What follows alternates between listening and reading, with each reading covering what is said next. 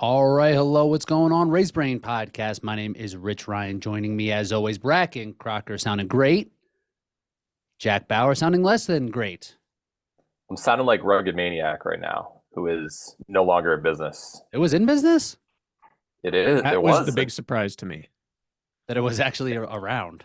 Yeah, Yeah. I could have swore I saw that announcement like 3 years ago, I saw it about 3 minutes ago. Yeah. which I sucks haven't- because I have some Warrior Dash Cash and Rugged Maniac coupons that are now both just useless unless they're going to become Valid. collector's edition. Got that terrain race. Weren't they doing free races there for a minute? Yeah, they're the Like Spirit that. Airlines of OCR. It's like, oh, you want to race? That's Seriously. fine. Oh, you want to wear shoes? We're gonna have to charge you for that. Oh, you What- want parking? Right. What was Rugged Maniac's like shtick? Like, what would they be most known? Like, did they have like a flagship obstacle? Did they have like, was it The was it hat with the horns. No, that wasn't was Warrior? Dash, I That was thought. Warrior. You don't even know. Then I'm I then I'm thought- confused. Maybe it was only Warrior Dash Cash I had.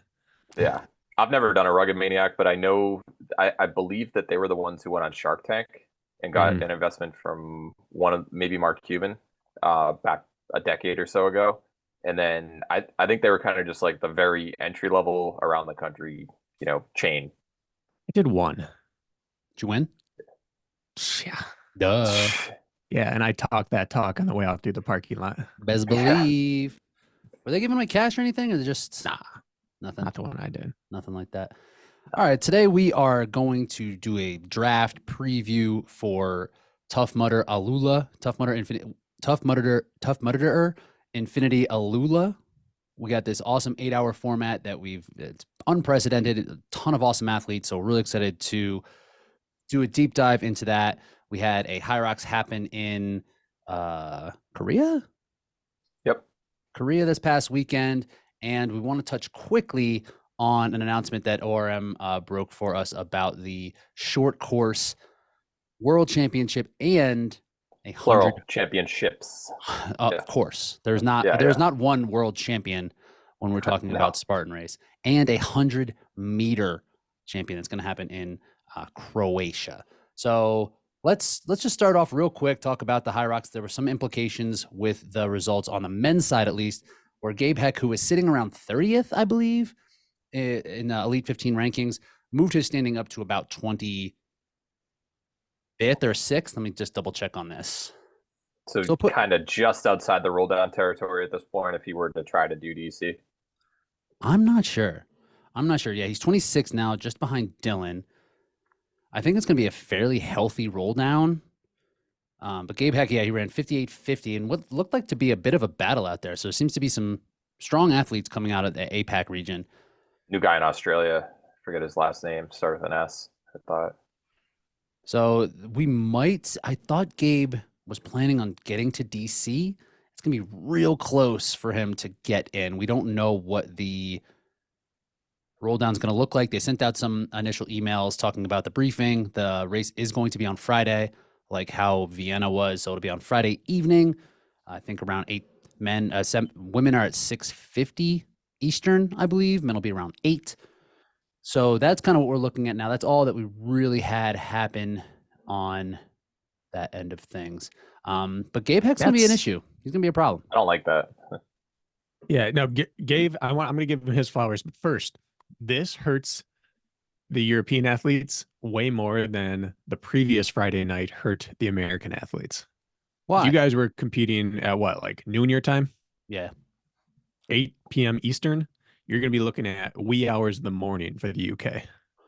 I have never traveled, obviously, east to west with such a big time difference, other than just like coming back from Dubai last year. So I don't really know what that would feel like. Like, how would a European athlete need to adjust? What does that feel like? It would be 8 p.m. So that's Yeah. like, what we're talking, 2 2 in the morning? 2 to 4, depending on which country they're from. It's not ideal. Definitely Right in not my ideal. alley. Jack's living it. Yeah, He's- loving those night races. No, I think that they're bottom line is they're sitting on a plane for 8 hours or whatever before they compete, and then they have to come and compete at a time that they are very unlikely training at. It's going to be an issue. It would Good. be, yeah, good. I think it would deter like it, because there's so limited opportunities. It's like to deter someone from coming, it would have to be something that would be really just no chance that they would do well. If I was a European athlete, I'd probably talk myself into the idea of being able to do well. So I think I still would come, but I would not blame an athlete for being like, this is just not ideal. And I don't think I No. want to spend that time and money Germany, and energy. that's where I'm staying. Yeah, get Yeah. ready for the last chance qualifier. Closest I've felt to this is my second time competing overseas where I wasn't able to sleep well at all. So I just stayed up and did a 7 a.m. start time. So I'd been up for like closing on 20 hours. Like, you know what? I'm just not going to be groggy. I'll have caffeine. I'll be up. I'll be in rhythm and go. And it was fine until the wheels started to come off and then it all kind of falls on you. So like I'm not saying it's good. This is the kind of thing like you practice medicating yourself up, falling asleep for 12 hours, waking up, be awake for 6 and then compete. I think I'd practice that this weekend if I were them and just get used to that. This might be a medicated sleep night. Because I can't even really do anything. Like, I can't like nap, right? It's like not late enough. 2 a.m. What are they going to do? Like that's Right. the worst slot. That's really not good. Like, You're not going to get any tired. sleep before. Bracken, you're you did a super tired. you did a New Zealand race, right? That would be east to west, right? Yeah, New Zealand. And I found it nice for falling asleep because I was just always tired. I could just fall asleep. But race time was funky for sure. But they at least had an AM race time there. I give a lot of credit to athletes like Susanna and John Albin, who you saw a lot of Europeans really struggle at Tahoe, and that's as far west as you can go, basically, in the U.S. across the Atlantic as well. But at least it's morning. They were early morning starts. Yes. That's the saving grace. They were able to perform when most other Europeans couldn't. You'd see some Europeans do well at OCR Worlds when it was in Canada on the East Coast, but to go all the way an extra 6 hours, that's a big deal. And I guess they have the advantage that DC is about as east as you can go. It's no real difference than traveling from like LA to Boston or something like that, coast to coast in the US time wise. But that time of day is what really is going to shake things the time up. zones are considerably different. My take is that the alpine athletes do better when they travel because they're used to funky hour starts. They'll get up at 2, 3 in the morning to get those alpine starts.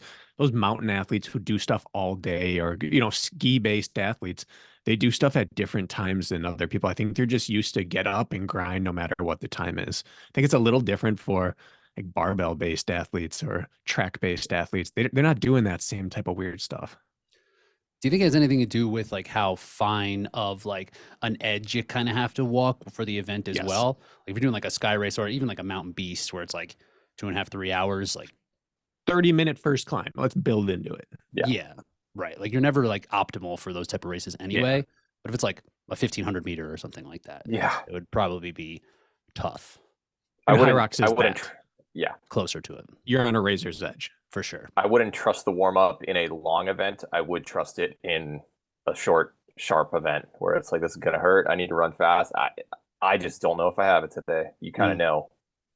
We've done, with track, it might not be the same, but nationals, like who sleeps the night before nationals? You're waking up every 10 minutes in cold sweat. You get there bad and you feel bad, but it's a 1500, it's an 800. If it's short enough, I think you can just rip. Just that mid section, 30 to 60 minutes where you got to sit in it. That's where things come off. Yeah, I hear that. So on for the official results, was Gabe Heck in 58.50. Daniel Payne, from Australia, 59.13, which is rock solid. Tanguy Cruz from France, he was 61.20. So really solid on the men's side here. But we haven't seen a ton of high-end athletes in APAC outside of Australia in these races yet. So it's encouraging to see those type of results. The women were less competitive at the high end with like a 75, 79 and a 121 for the top 3 times. So and they only had 11 elite participants. But give it a few years. We saw the first ever top podium from an athlete from Asia at Spartan Worlds this year. And, give it a few years, it'll develop. High Rocks is new for everybody, basically, only a few years old. So is Yeah. for everybody. Yeah. Now, I'm a little biased, obviously. Gabe's a hometown hero here, Yes, sir. despite being Big an statue. expat. But where does he rank all time in OCR High Rocks crossover? Mm. Is he a top 3? APAC regional champion Yeah. in a different podium. He's both of his races without that quick penalty, he would have been sub 59 two times in High Rocks. He had one that was earlier this year that was like a 64. Yeah. I mean, I think there's only 2 guys who have gone sub 59 and made a National Series podium. Kent and Hunter. Oh, okay, 3 then, Rylan as well. Right. Oh, yeah, Rylan, But obviously. Yeah. only one of them have done it in the same year. Before Gabe. Would he Rylan. necessarily have, podiumed at the North American regional championship? We don't know, Like, but we can't yeah. punish him for who showed up. The fact I is agree, he's competing in his region at the highest OCR level and High Rocks, and it's really just Rylan right now. Mhm. Yeah. So he needs his flowers. He's I gonna wanna be a throw real him problem. He's gonna be a real Yeah. problem if he gets into this Elite 15 for sure. But yeah, he's sitting Good 26th. point. There's not a lot will change. Nothing will change, obviously. So we should know who's in this race. Hopefully by next week when we're gonna go over it all. And no change on the women's side. And the boy's got a frame. Yeah. That scales well. And he doesn't run like a big, tall, goofy Goomba. Like he runs like a runner and also has a frame of someone who could crank on machines and stack weight on without looking like they're just stacking mass. He's how you'd build someone. He was like a 9:02 2-miler before super shoes in high school. He was 14 something for his 5K PR, ran D1.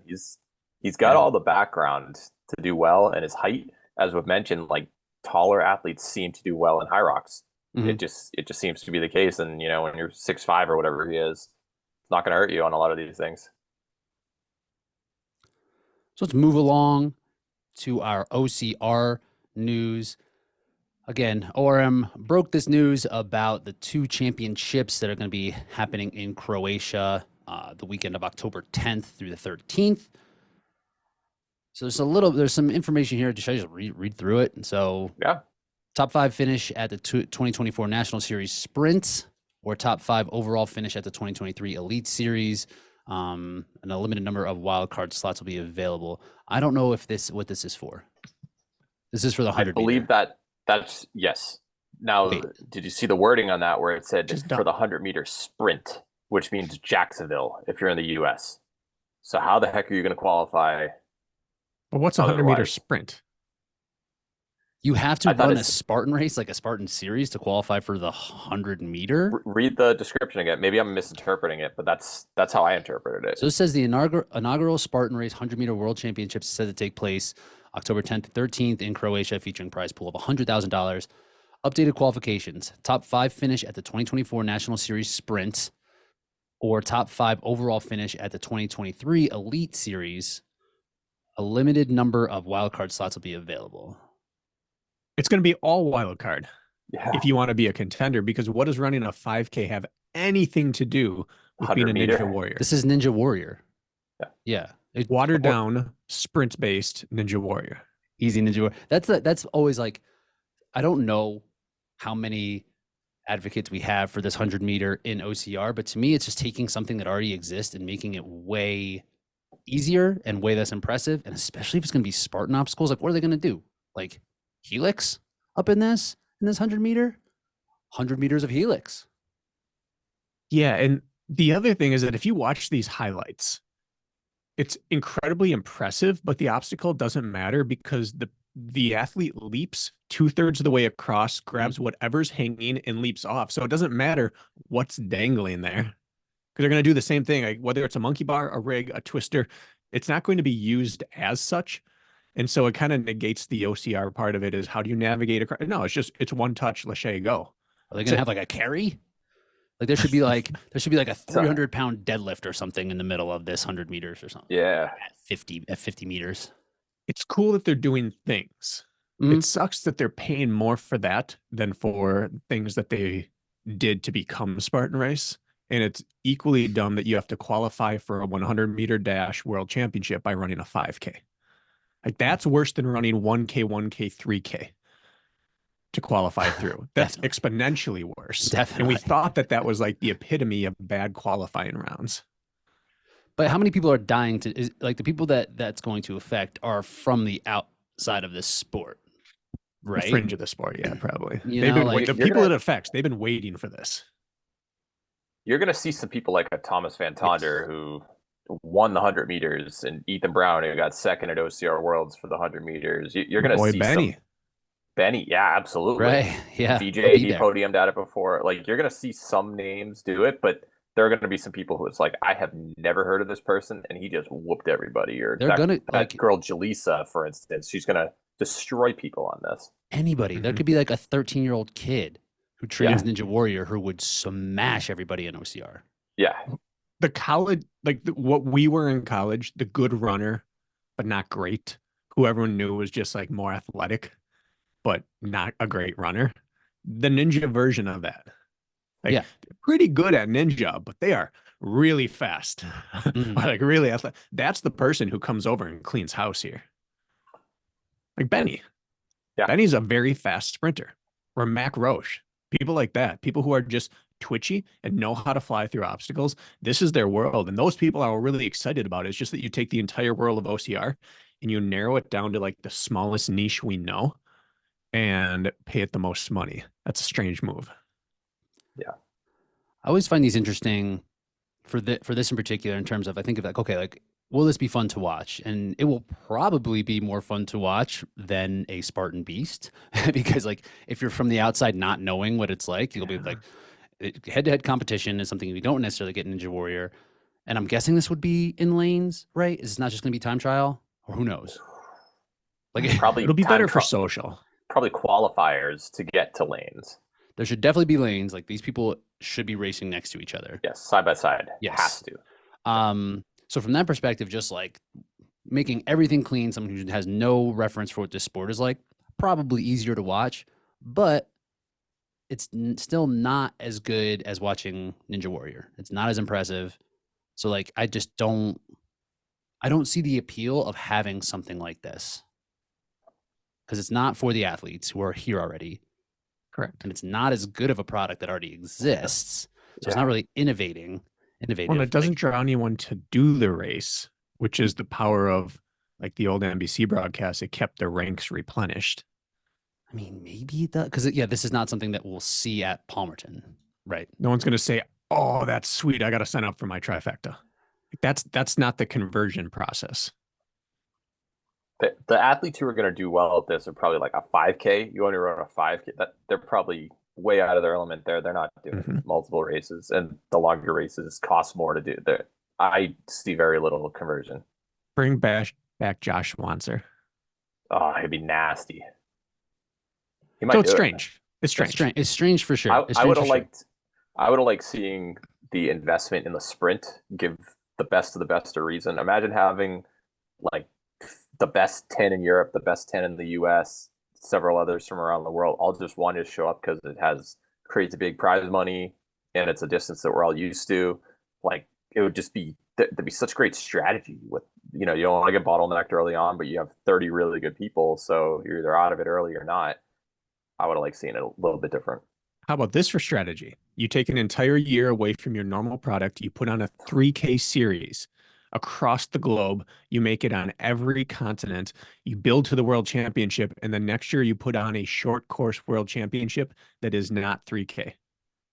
How about that? You keep the 3K at your regional championships as a Friday offering, but there's nothing that leads to it. And it doesn't lead to the world sprint championship.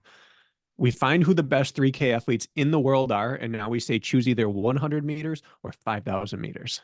How about You're going to be good at both. Yeah, I would like to pitch that at a meeting and retain my job. So I want to know who signed off on that, not who pitched it. Who was like, great idea. Yeah, that hell yeah. I had a conversation. Where the guys, you know that guy who has like all the pin board and stuff. I forget the guy's name. Charlie Day. Come on, bro. Yeah. I wasn't sure if it was him or not, but that's exactly what I'm picking. It's like, I swear, this is 3K over here. Yeah. Well, and I had a conversation with someone last week, and I mentioned him before, but he was in the inner workings of Spartan, no longer is, but he said people forget how much money it costs to pivot as a brand and create a new offering. So the money that was poured into that 3K, take out the prize money, but just the money of marketing and putting it on and having another day of being out there. He said all of that money is now just a sunk cost if you don't use it moving forward. Like it was an investment that now they just pivoted from and said 100-meter now. So not only did they just get away from the thing they built, they also threw away hundreds of thousands of dollars. And that's the one thing that the sport claims it doesn't have is money. And they just threw away so much of it. And now they're giving so much more. And I don't know why any of it. Like I know I bash Spartan a lot because I love it. Right? But this is the most nonsensical pivot I think they've ever made. From regular season to 3K to not 3K to 105K. Along those lines, though, BK, I mean, they have to have a system in place to repivot. I mean, their system must be locked in, repivoting system. They just do it as much as they possibly can. Easy for them. They're like a shanty town. They're just like a traveling caravan of gypsies who just won't put down their stakes in the ground for longer than a few nights. And then they rob everyone blind, and then they move on to the next town. This is a head scratcher. Like I want a lot of times, like, okay, like we can, we could talk ourselves into the 3K, right? Like, yeah. And we watched it. I watched. It started out disappointing early on, but like everybody showed up to Worlds, and it was very entertaining. And it was entertaining. It's the shortest version of Spartan we could accept as Spartan. Yeah. But so for this, it's just and $100,000 for prize pools, like pretty good. It's like what's Ultra Championship? Not that 30,000 divided by 2 total. So this could be a $20,000 win. Mm-hmm. Yeah, like this is a considerable amount of money. And so, like, I mean, all right, we are being negative on this. Yes. Let's say something positive. Let's do our best. How is this good? Come on. They have money. Okay, good. We maybe more world titles. 100. I don't know if like they actually have this money or they're just like saying stuff because they're like maybe this is a typo. Yeah, I think it's the fact that it's in Europe is good. Europe's kind of been overdue for having a championship event. Now they're having their ultra, and they have their longest and their shortest this year. If there was a place that every region should have it in Europe, a 100-meter and a short course, it makes sense in terms of where the market is, like to have it there. So yeah, I agree. That's great. And that's it's nice to see that when they robbed and pillaged and eviscerated the North American series of all prize money for all events throughout the series, that they're doing something for athletes with that money. They are giving it to athletes. Is that positive? They are giving it to athletes. Yes.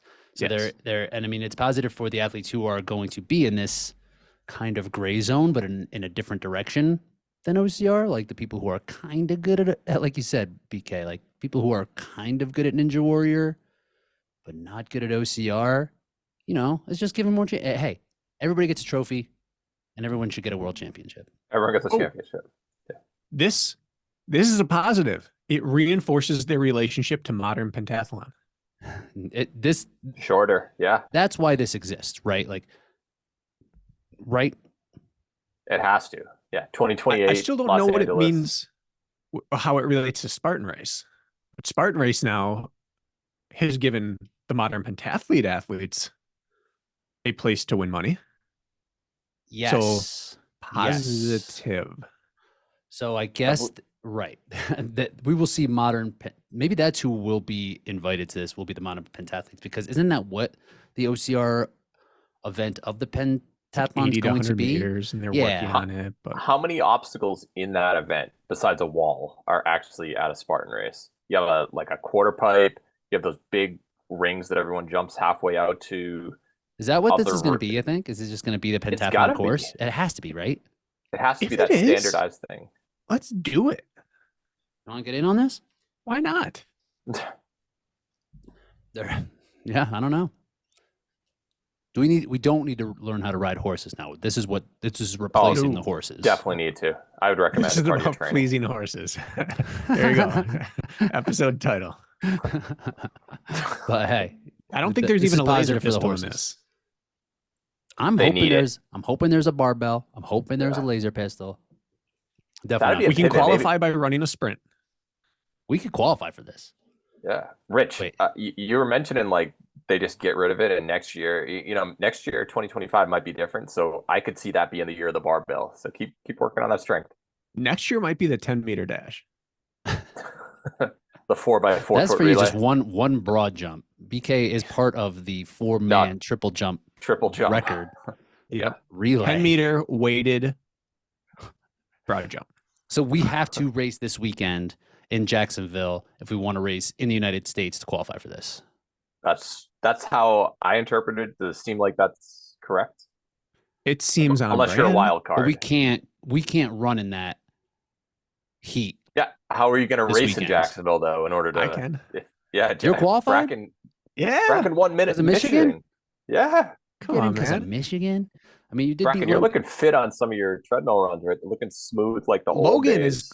Logan's a good candidate for this. Logan Oh, should do he this. actually is. Logan Yeah. should definitely do this. Or a top 5 overall finish at the 2023 Elites. Yep, that's not me. So you've got Yeah, no, I can't do this. Tyler, Rylan, Manuel Defoe. You had Top Chris 5. winning it, Ida, Yanka, Allie Tippett. Allie would be good, I'm way faster than Allie Tippett. Take that. but not Chris. You didn't mention her. I mean, you got to draw the line somewhere. Yeah, okay. So would VJ qualify for this? I don't know if he Yeah. placed top 5 in the series. I don't know if he did He either. won 2 events that are 3K, but he didn't do enough events in the series. That's all he had to do, right? No, it says top 5 in the series. Oh, so he's qualified for Florida though, but he can't run that because he's in Correct. He's in AlUla. AlUla. Because he's doing Tough Mudder. Yeah.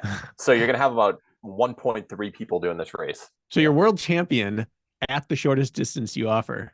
Who won it? Has Who no won that path in. distance 3 separate times in 3 separate countries? Can't do that. It's ridiculous. This, Hey, he doesn't get special treatment, man. Nah. no. I'm in because I've earned it. Yeah. He hasn't earned it. Legacy. They Did he beat you in Michigan? No. Nope. did Only erase who shows up. So, I mean, they got to keep this in house, right? Because they can't just expand the athletes they owe money to. They want to keep the athletes who they owe money to the same, just so because they know they're not going to give them too many issues. You can't just be offering 20,000 G's to some ninja warrior and have them expect to get paid. That would be a nightmare. That'd be a nightmare. No one's I don't getting know. paid for this. Is Island Ninja getting paid for all of his advertising he does for Spartan? He's got to be. Definitely. So they're paying someone. They're paying the influencers definitely more than they're paying the athletes who've earned it. Ooh, those fighting words. All right.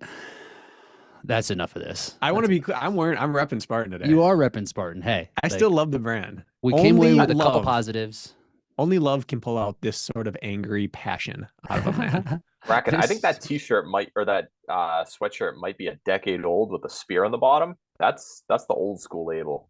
Yeah. What's that? Yeah. I thing think got Robert sleeves for still? Coble put this in my hand. Oh, Get them sleeves off of that hoodie. Bill Belichick style. Let's do it. All right, yeah, that's enough. I mean, we'll cover this, I suppose. We'll talk about it as it comes along. This might not happen. What are the odds that this happens? 80%? It's happening. All the 3K stuff happened. This is happening. They've never not done an event they said they were going to do, as far as I'm aware. Is that true? Which one? Unless it got affected by COVID. I mean, I don't know which one because they didn't do it. Yeah. It's true. They always put it on. It's Is going to that true? happen. Yeah. That's crazy. They're not canceling like other series. It was like, sorry, we're refunding your money because we're not, circumstances. Maybe they've been like a couple weather related things, but I don't think that they've just been like, this is a bad idea. Let's bail. Well, that's don't because think their that's company is filled with really good, passionate people who will execute terrible plans because they are good stand-up people and do their jobs well. Positive. They just lost a few of them. but they have a crew of people who will pull off anything that's put in front of them, no matter how asinine it is. And with that, let's move along. We got a fun event that we can talk about that's actually going down. Probably the best OCR. What Ultra OCR. Ultra OCR for sure. Best Ultra OCR. I'm taking that off there. It might be best OCR ever. I was gonna say, like, what's the best event that they've had before this? Like, would it had to have been one of the Tahoes. One of the Tahoes? Yeah. Probably, yeah.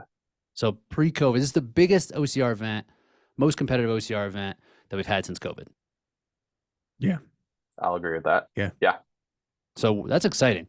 It's an 8-hour format. We got Matt over there on site doing a live stream. I believe we can watch this. Yep. I put up the Yancey Camp prediction contest on YanceyCamp.com. You did it. Bracken actually did it. I did it twice actually. Oh, because I don't think my only first count one your went newest through. one. So I did the same picks. Okay. I just didn't get a confirmation the first time, so I immediately did a second one. Okay, I'll verify that that's on there. That's weird. Jack screwed me one time with this because I had the right one, and he was like, no, we're giving you the wrong one. Newest still. I'm like, I gotta screw Rich. Yep, definitely. No,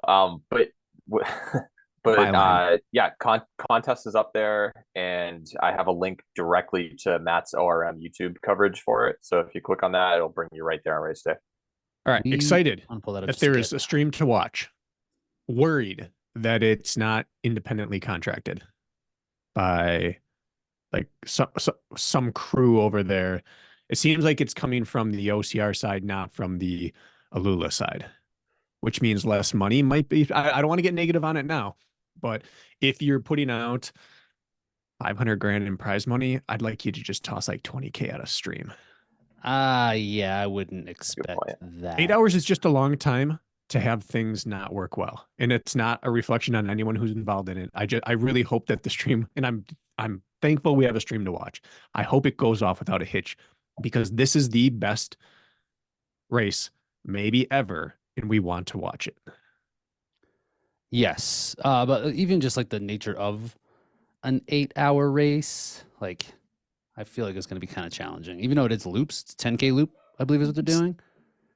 But CCC, we watched John for how many hours there? And OCC the year prior. At UTMB, we'll watch 24-hour streams, and they can do a good job and cover a huge chunk of it if it's approached like you're filming a race. If it's approached like you're filming the finish line, it sucks. Yeah, I don't know if we're going to be... Hopefully we'll be able to see who's going. They better have a few carts and gators out there just following people quickly. Yeah. Just like CCC. Okay. I could have rabbited. Midnight on Saturday, the 24th is what it says the start time. Colorado time, right? Is that plus 11 for you? Eastern time?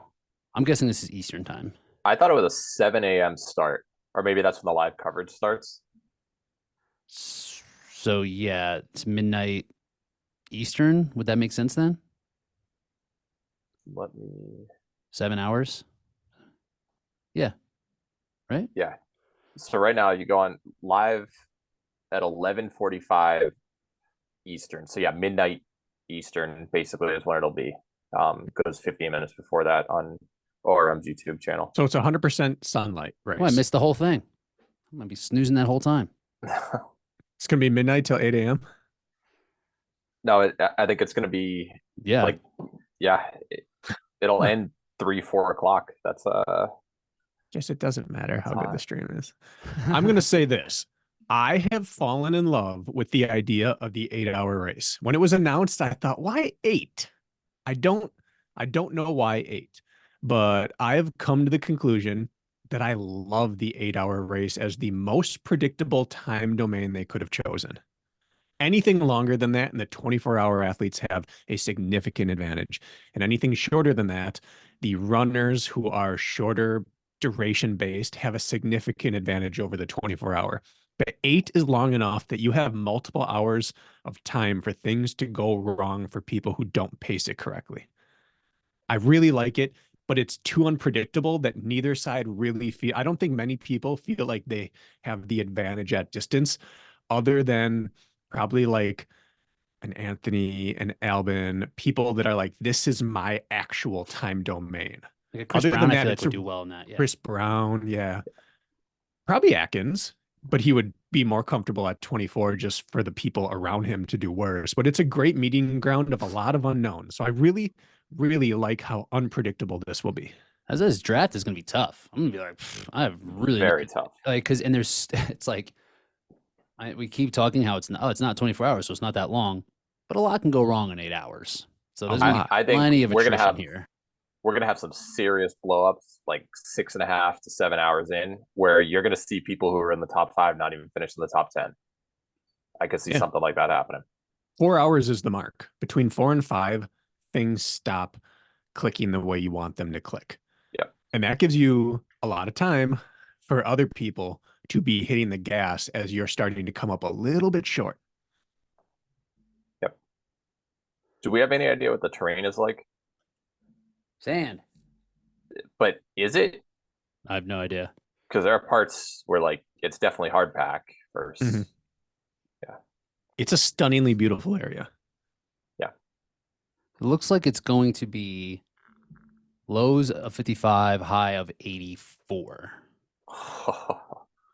So I'm just looking at like an hourly of the next day, where it's going to be getting similar to that. And it looks like at sunrise, which is right where they're starting, it's in the 50s. And by the finish, then it stays in the 70s until about noon. And then it works into the 80s toward the mid-afternoon. It'll get hotter every single minute of the race. Yes. Yeah. Yeah. I would have multiple, like if I had the ability to do it, I would have a freezer and have a couple of shirts in there. Just literally freeze them so your body temperature could stay cooler. That's what Atkins and Lindsay have done in the past. If you watch Tough Spartan Race World Champs last year and in previous years, Atkins has like a patch with like I'm assuming a cool pack or something like that to keep his core temperature down. Nicotine. It matters. Huh? All right. Shall we get drafting? Mm-hmm. Yes. All right. So this is our second wheel draft. of names. Wheel of names. Before we draft. Of course. Yeah. What are we gonna do? Are we gonna do just random drawing? Or are we gonna give Bracken a little bit No. Random. Give Bracken what? a little bit more ping pong balls? Why? I don't need it. Because you stink. He tanked. That's what he did for High Rocks. I close every season. The Washington Wizards. Yeah. You get lapped beforehand. Don't you dare put me in a Kuzma and Pool. You are the Jordan Poole. Oh my goodness. Of OCR commentary. Pool party. We got Jacksonville this weekend as well, right? I'm not drafting them. That's the first stop in the national. We're not drafting them. Do we even know who's going? Ethan Brown, Dustin Rudder, John Howard. I think there were like 3 guys who I know. Bracken's going to be there. I'm commentating. Riker should. On site. Commentator running. We're going to do the GoPro and comment and do a little lapel. Yep. I like it. No, it's remote, but I don't have a list yet, so I don't think anyone really knows. We don't know. What time is that at? HQ. Sunday morning. Oh. So you're gonna miss potentially the end of the Tough Mudder race.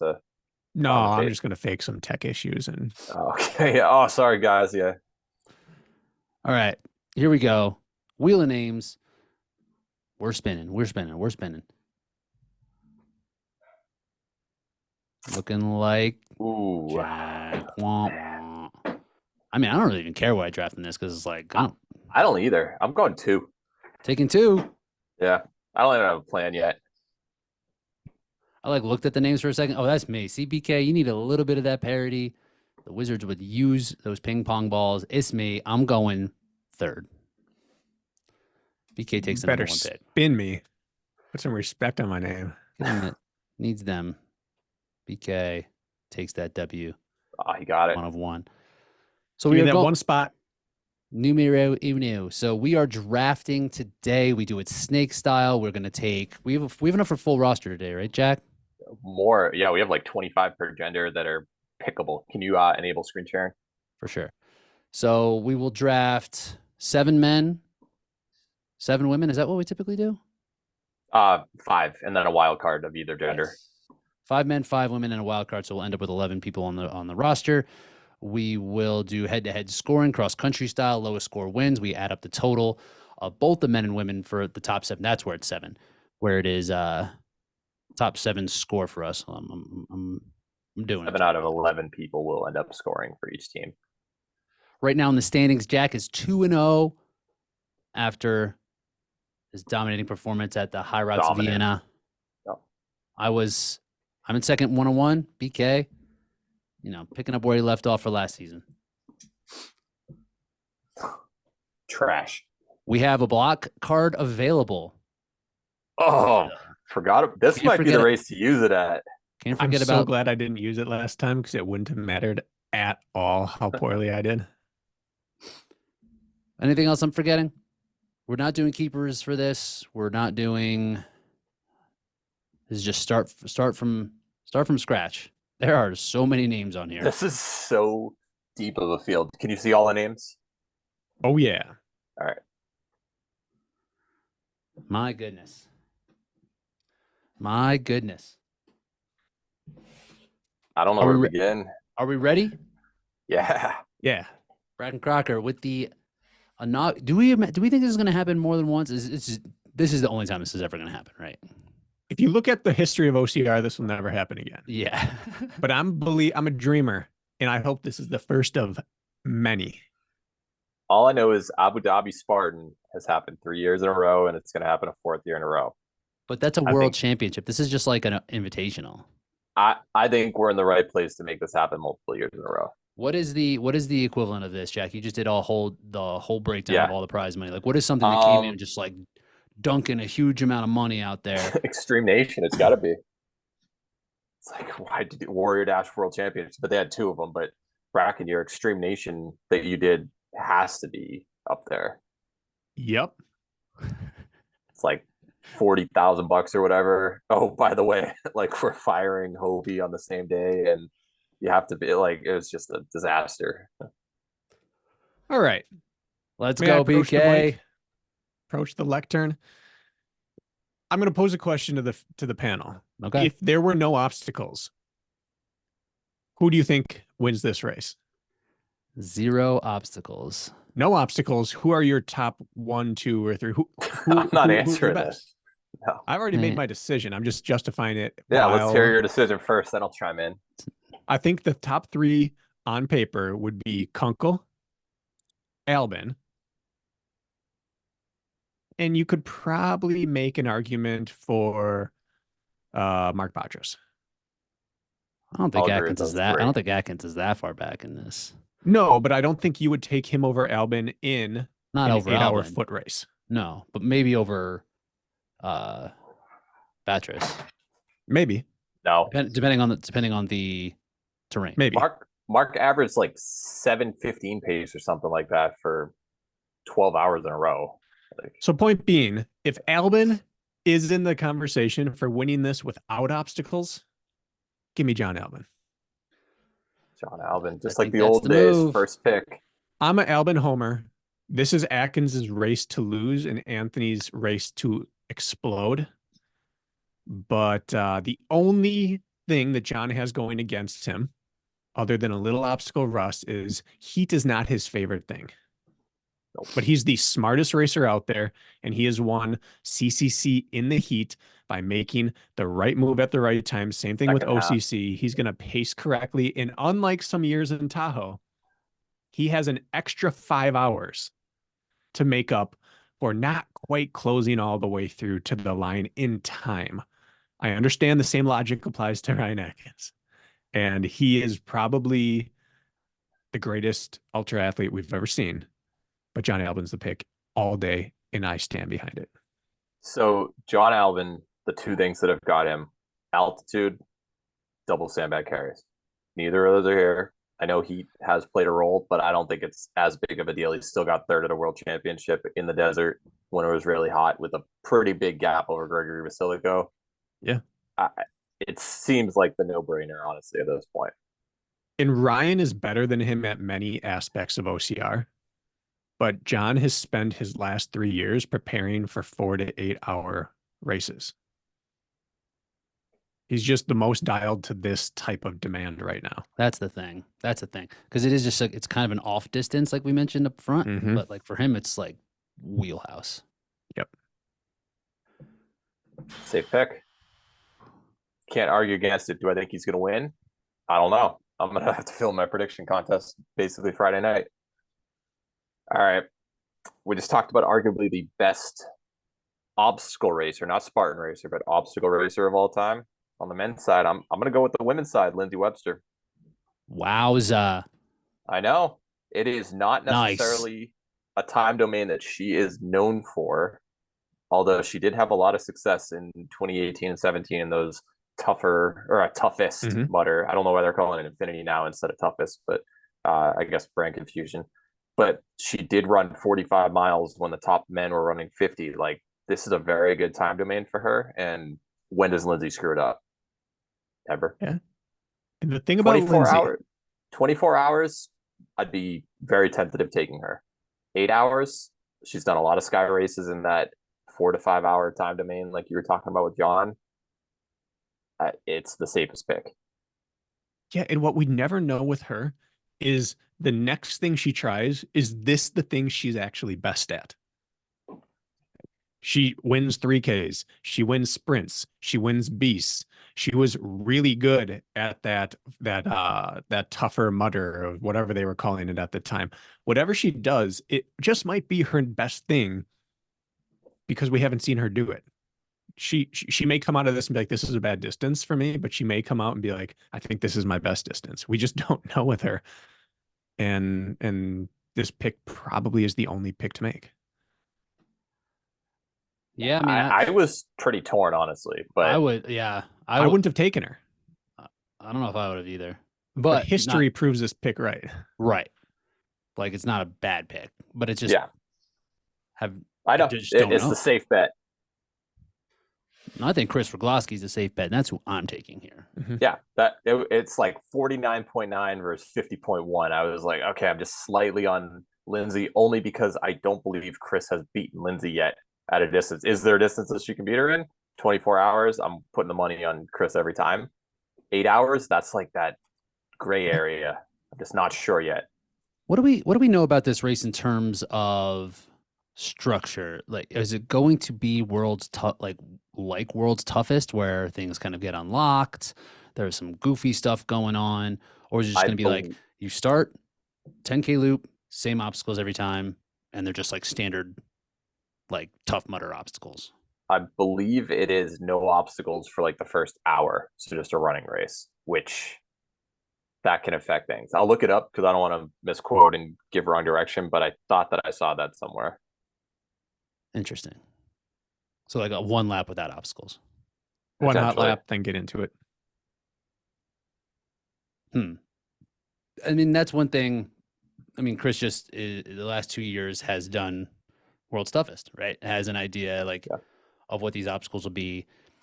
Tough Mudder obstacles aren't necessarily that challenging. They what makes them challenging is the cold and the wet. We're not going to get either of those here. So I don't know if the obstacles are going to play a factor. I think it would be safe to say that Chris probably has a more sure grip on obstacles over the course of this duration. So they might come into play. You know, Lindsey is the best obstacle racer we've ever seen, but she'll miss obstacles. Yeah. Something that I'm just worried that Chris has been so focused on high rocks for the past 2 weeks that she's going to forget how to obstacle. So that's what you're hoping for. And I mean, that is the thing, because wintertime training for, anybody here really is like, she's not doing the ultra stuff. So I don't know how sharp she's going to be for this. I'm actually not sure what kind of running and things she's doing. She just set a PR in high rocks. Yeah. She did a 50-mile weekend, 4 weeks ago in the mountains. She does her adventure every weekend, no matter what's going on. Her volume's just fine. Yeah. What it comes down to is, has she closed the gap on the speed? We've seen her get closer and closer in OCR of running at the top of these fields. Is she closer to Lindsey in a 2 to 3 hour race than Lindsey is to her in 24? And that's the 8's going to be interesting. We're talking about speed, but this is still 8 hours long. Like, what do Yep. we like? Chris is fast enough for that. I believe so. I picked her first overall in my prediction. Over Alpin. Well, on the female side. Oh, I see. With my second pick here, I'm taking Ryan Atkins. Bruh. Dangerous. If he's not top 3, Yeah. everyone's doping.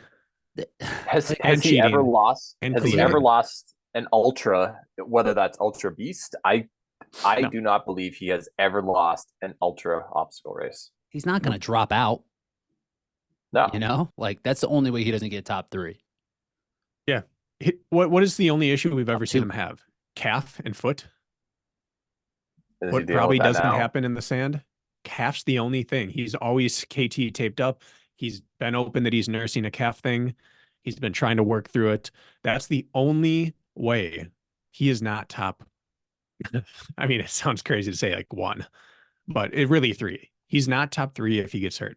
Other than that, we're in a fantasy world to think that he's not going to make the podium. Right. And if that's the case, like that's for every athlete. It's like, Mhm. all right, we hope they don't get hurt during this 8 hours, which definitely is going to happen to some athletes out Yeah. here. But he's not going to like bonk. He's not going to misjudge his pacing. His energy, like his nutrition is going to be locked in. The heat is the same for everybody. He's raced on sand and in this region a couple of times now. So he should know how to do the travel piece. I don't know, man. Like he's got to feel good. Also, like I just won a Middle East World Championship like a month and a half ago. Or 2 months ago. Depends which day you check the website. That's true. Here's the thing. The 800-meter dash and the ultra distance are the 2 most unpredictable events on Earth. And yet Ryan has made it predictable. Mhm. I understand it's still an ultra and there are no guarantees, but he is the guarantee. I agree. Like he's going to cross that finish line. Yeah. And he's going to cross it well. And because like if anybody goes out hard or whatever, I don't think he's going to fall for that. He's locked in. The way Alvin's locked in, Atkins is locked in. We've seen him have hiccups in ultras. He went down and ran a 100K, right? Or a 50 miler last January. In Texas, I want to say. I thought it was Arizona. Bandera. And it would have been Texas. And he rolled his ankle bad, like 2 miles in. And he finished top 10 and got his qualifier to UTMB. Like he's going to find a way through.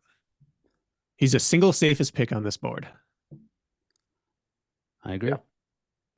I agree. Let's see if he gets his first ever defeat or if he just continues his streak. Jack, you're back. All right. Well, we talked about running on sand, and there's no person here who is better at running ultra distances on sand than the world's toughest mudder record holder, Mark Botras. 115 miles. Is he the best at Is running what? on sand? With that intro, I thought you were taking someone else. No. Like Mark Botras, I are types watched of him race sand.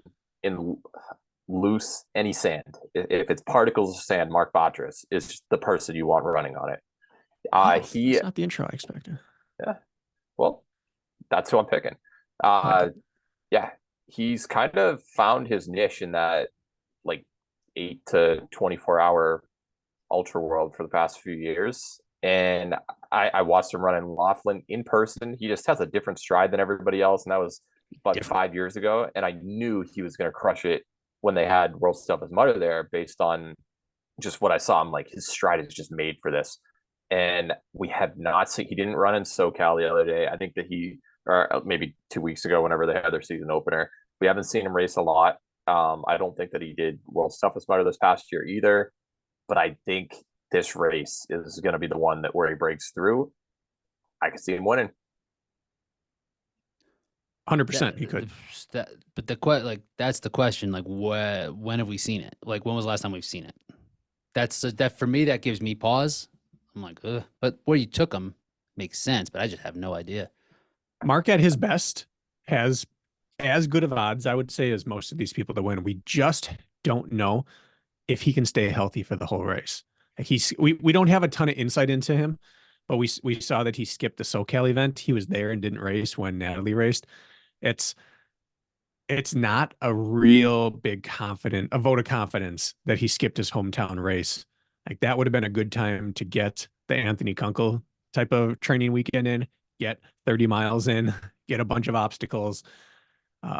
He's just had so many lower leg issues that it's hard to tell if he's going to be at his best for the entire 8 hours. I mean, is he any less of a wild card than John Albin, who hasn't done an obstacle race since December Yes. 2021? Way more. Because John hasn't missed or fallen out of races with injury. You know, Mark pulled out of, was it Florida last year with an injury? Or SoCal. He skipped. So, yeah. Yeah. He started a race. There's a Savage race that he. Savage. Yeah. Oh, okay. Dropped out in Florida. He's well documented that he has his lower leg issues, and we just don't know. If he comes to the table healthy, this is already a value pick. Mm-hmm. Mm-hmm. Agree. He's that good. What has his health been for the last 6 months? Yeah. He got second place at both, or was on the podium at both of them. I know he got second in Seattle. I don't know about Lake Elsinore. Maybe he was third for the tougher 10-mile world champ. So and add that to his world's toughest mudder. He's got Tough Mudder specific experience. Yeah. No one's doubting his ceiling. Yeah. Totally. Yeah. No, I understand availability is your best ability, and he has a lot of question marks. But boom or bust right here. Guy could win, and he's the third guy off the board. Yeah, I'm totally. okay taking him right there. Previous WTM champ, like I said, the record holder. Yeah. I would be surprised if he won, but if you had to simulate this race however many times, like there's some percentage that he could win. Yeah. He has a greater than zero chance. And don't forget, he's had weird races like Asheville when he missed his flight and got in with like 2 hours of sleep or right before the race. Remember that a couple years ago? And he did perfectly well. He's used to traveling to the East Coast, and he does well, like cross-country travel. I don't think the travel is going to beat him up as much because he's shown he can perform on lack of sleep also in a world's toughest mudder. So I think he'll do fine in that aspect. Unlike Rich, I wouldn't be surprised at all if he wins. He's that good. Yeah. You would be like, he beat Atkins and Albin. Yep, not surprised. Yeah. Okay. Yeah, because I think he's a better runner than Atkins, and he has more recent experience than Albin. Like if Albin fades in the heat or just something happens, like, yeah, okay, I get it. He's just jumping back into the sport. I still drafted Albin thinking he's going to win, but he's that man when he's on. For sure. I'd still be surprised.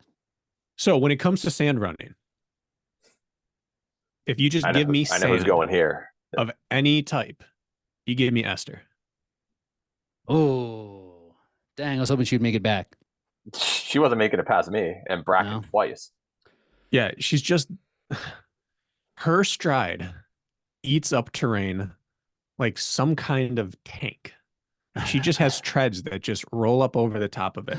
And everything that happens on the ground it doesn't seem to matter to her stride.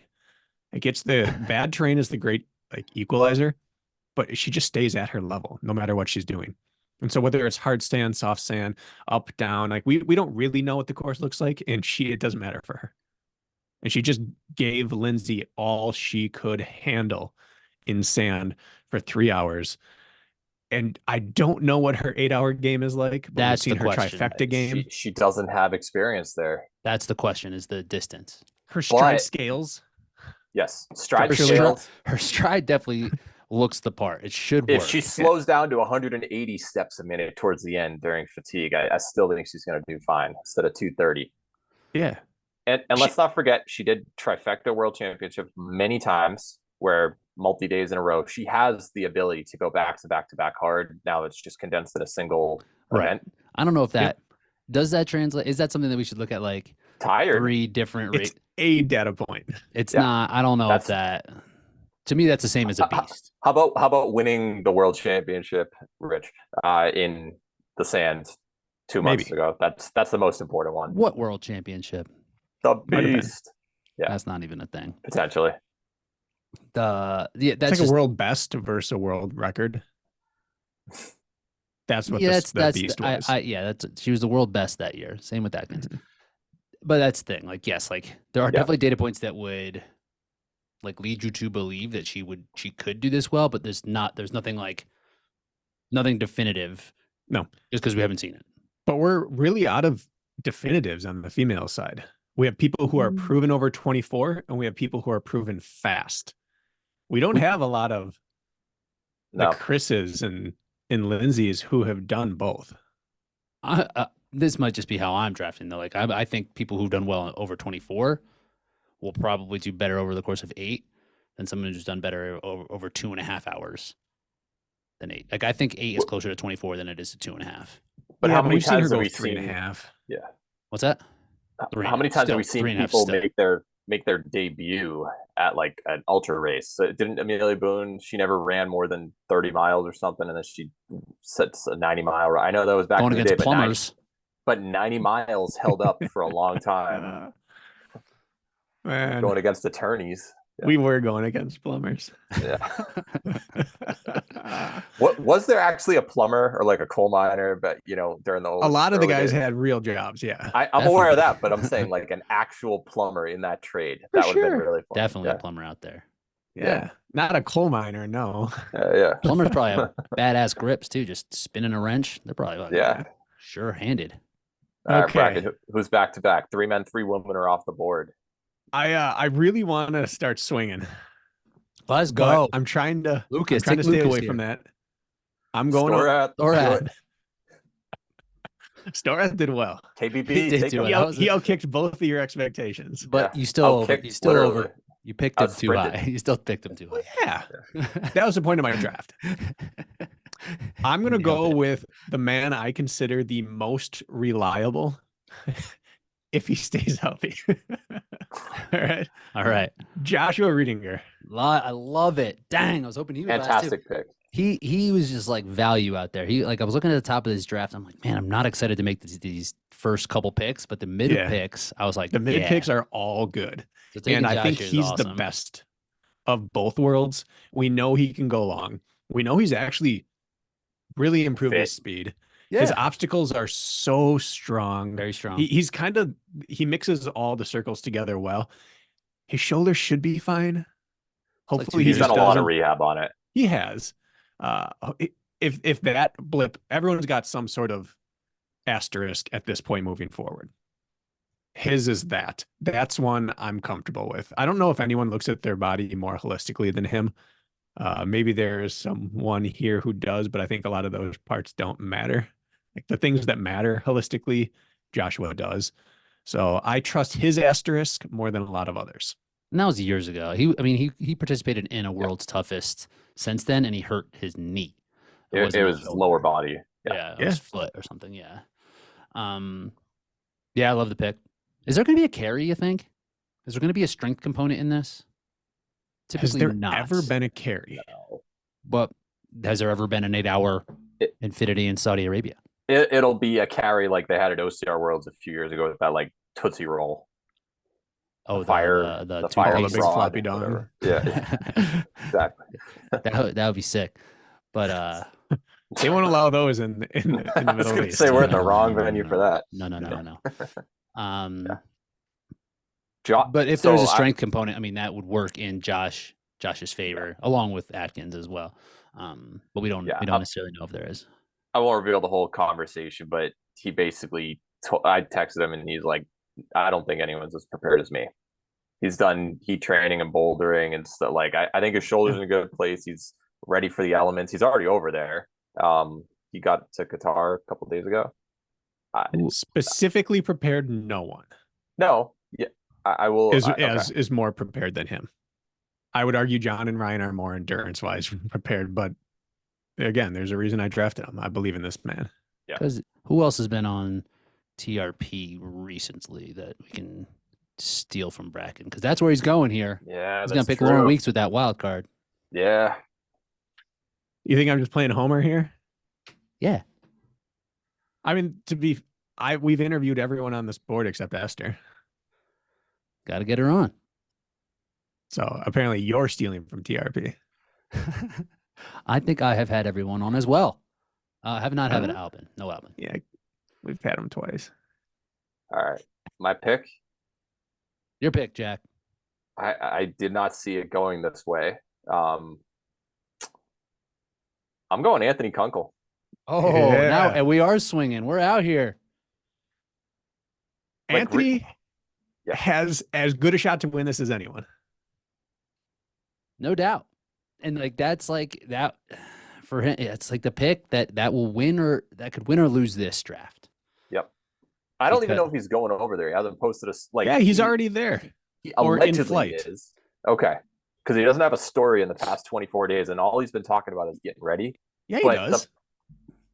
the- He yeah. blocked you. He had something that He was stayed at my like- house before. He's fine. Yesterday, his legs were twitching, wearing his Speedland tangerines with his Firefly twitching his legs, sitting there in the airport. I've got I can't those. confirm he landed, but I know that he departed. We probably would have heard of a plane crash, but yeah. Yeah, bottom line, Anthony, the fact that he did that triple weekend in SoCal, and I know it wasn't as good competition, I would have loved to have seen how he stacked up against Batres. If Mark decided to run that weekend, that would have been a very good litmus test. He is, all gas, no brakes. He could die 6 hours in, or he could have that thing put away 6 hours in. I don't know how this is going to happen, but in terms of people who potentially could win at this point, he's worth a flyer. Can't disagree with that. Can't disagree. You'd imagine the obstacle is going to be a factor. Yes. And but he can deal with heat, and he's not gonna be one of those people like we saw him drop out halfway point on World's Toughest Mudder. 8 hours is not a distance that a little all right, that maybe even 8 hours. Okay. But regardless, he has the proven track record on longer events instead of other people racing up that we don't know how they're going to do. So that's kind of that went into my decision as well. I agree. I agree. I think that like this is a distance that he's comfortable with. Where again, this is unknown for many of the athletes out here, but not necessarily for him.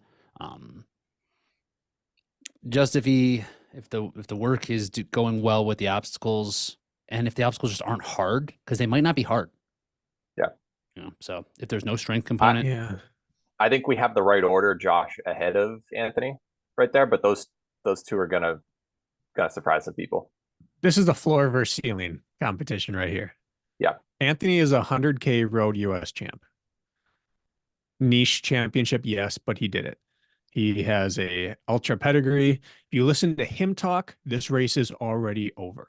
If you listen to the OCR purist talk, he is not as good as he says he is. Even if he's halfway in between their expectations and his, he's a factor. No doubt. And he's Lucas. He's so confident that he has no reason not to be a factor for the first few hours. That'll be his undoing, is if he races this at a level that his experience doesn't yet support for the last few hours. Like if his forearms give out, or if something just starts adding up. We don't know what the penalty loops are going to be like yet. Mm-hmm. If those start to wear on him, but he has just the ability to go out and set a pace. But there's probably only 3 or 4 guys here that even have a decision to go with. And that he's my favorite person to be in this field because he changes the race more than anyone else does. No one's going to change their race based on John showing up or Atkins showing up. Like name one person in here who changes the whole dynamic by being there on lap 1. It's just him. I love it. I think it's going to be great. It is something. It is something to like watch and consider. It's a big time wrinkle. It's polarizing. We'll see what happens. I just don't know. Do you think there's going to be what is a pace, like effort pace, right? Because if we're on sand, say it's like moderately packed, like runnable-ish sand, is like 6:30s a death sentence? Like what is too fast here? Well, if you take a look at some of his training, I don't know if you guys ever do. He labels everything. This guy will give you his whole life story of every workout. Like it's not hard to read into what he's doing. And he labels a lot of his work mid long run as goal 50K pace. And it's always right around 540, 545, which not coincidentally is the 50 mile pace, which is the 50 mile world record that Charlie Lawrence just set. It was like 546 pace. So he's targeting 1 second faster. So 545 pace to him feels like it could be 50-mile race pace. Well, how long is he doing these for like 10 miles or is he doing these for like 20? Well, it's not about that. I'm just giving you a data point that if he believes he can run 5:45 for 50 straight miles. To him, a reduction in pace would be 5:55. Like, that's safe. But he had some kind of belief in his pace ability in World's Toughest, which he Didn't happen. miscalculated. Unless Now- it was just cold. Unless it was just a cold and there was no other Yeah, factor it was a cold physically. thing for him. Yeah. And he's a believer to the point where he will keep all the other logic or reasoning out and just believe in his task. So it wasn't a fitness thing for him at World's Toughest, and he will come in with the same mentality. So I guess to answer your question, 6 minute to 6:15 on hard packed sand would be like he would consider it high end aerobic or low mid end aerobic. Probably he will run low sixes, high fives to start. Getting that Now- getting that five G's for first lap win. Fast lap. He's not winning that. You're gonna see some idiot who's $5,000 richer. But You would take a fast person. An idiot couldn't beat him. Yeah. An idiot can't run a 10K Yeah. off road at 5:55 pace. An actual fast runner is going to have to I'm go saying after it. someone who's like, all right, they're only gonna go for that lap. That's their sole purpose that day. Boom That's a or good bust. choice. Yeah. With no obstacles. Too. Financially Damn, good. I should have Yeah. gone over there. Fuck. Yeah. One Screwed other this thing whole about deal up. Anthony, and I believe the course had like 3,000 foot drop. So take it with a grain of salt. He ran like a 105 half marathon recently. How much loss? Like 3,000 3,000. It was like a 3,000 or 3% downgrade average. the entire time. Yeah. It was in Nevada Still pretty or fast. Utah. I forget. Regardless, it started at like 8,000 feet, ended at 5,000 feet, something like that. Sounds or like 7 Utah. and 4. But Must yeah, have been fun. yeah. But anyway, he's got wheels. We already know that. All right. Biggest wild card. I'm up. Back to I'll take- back. I'm gonna take Nicole Miracle here. Yeah, that's who I was torn over. But Similar. I mean, have we seen her gone this far? Nope. never. It's the only question. Well, there's two questions. One, she's never done it. Two, she doesn't run volume. So Hasn't she unlike been putting some in of some? She's been putting in some miles. she's been, but like her historic training, she's not a high volume runner Mhm. who could race low, but conceivably just be a good ultra athlete. That's the question with her. Mechanically, it looks good. She's clean. Like you wouldn't think that there is any type of hitch in her stride that would cause any inefficiencies there. Sand is going to be a little bit better for the softness of this if she's not cranking out high mileage, Mhm. and she's just really good. Also, real quick interjection, Rich. So you were just talking about training volume, and there was a pretty cool article on new website OCR Directory. Guy Paul Henry reached out to me, and it pretty much just goes over Strava volumes for a lot of the athletes, just seeing how much they've trained over the past couple months and stuff. So I think it's worth a look if you want to go and check that out, just see how some of the athletes are training. What's she been bumped up to, Jack? I'd have to look specifically. I just remember him posting that. But Nicole did a 30-mile run for a single longest effort. It's pretty good. That's uncharted territory for her. Maybe I thought she did a 50K a couple of years ago. I take that back, before injury. It's going to be about how that holds up for sure. The pacing element, the distance is a question mark. We did not see her fare very well in a recent race in the 3K where things got uncomfortable for her, where there was like this pretty high level of adversity facing her. Mhm. So that is a little concerning, that if things aren't going her way, that mentally things might spiral. Whereas we've seen her do fairly well in short courses where like she's assertive up front and She's cruising. a rhythm athlete. Rhythm athlete. I don't, so like who knows on that end? But in terms of just pedigree, we're out here swinging. We're Mhm. swinging too. This So, is crazy. She's never been picked fourth in any draft No. ever, and she shouldn't have been. But I think the imagery of her double sandbag versus Esther and Lindsay, what they were doing in the sand, I think it's just such a stark contrast in how they handled a very similar situation Mhm. that we're unsure what happens in hour 5. In Right. hour 6, she's so good at moving over terrain. So good.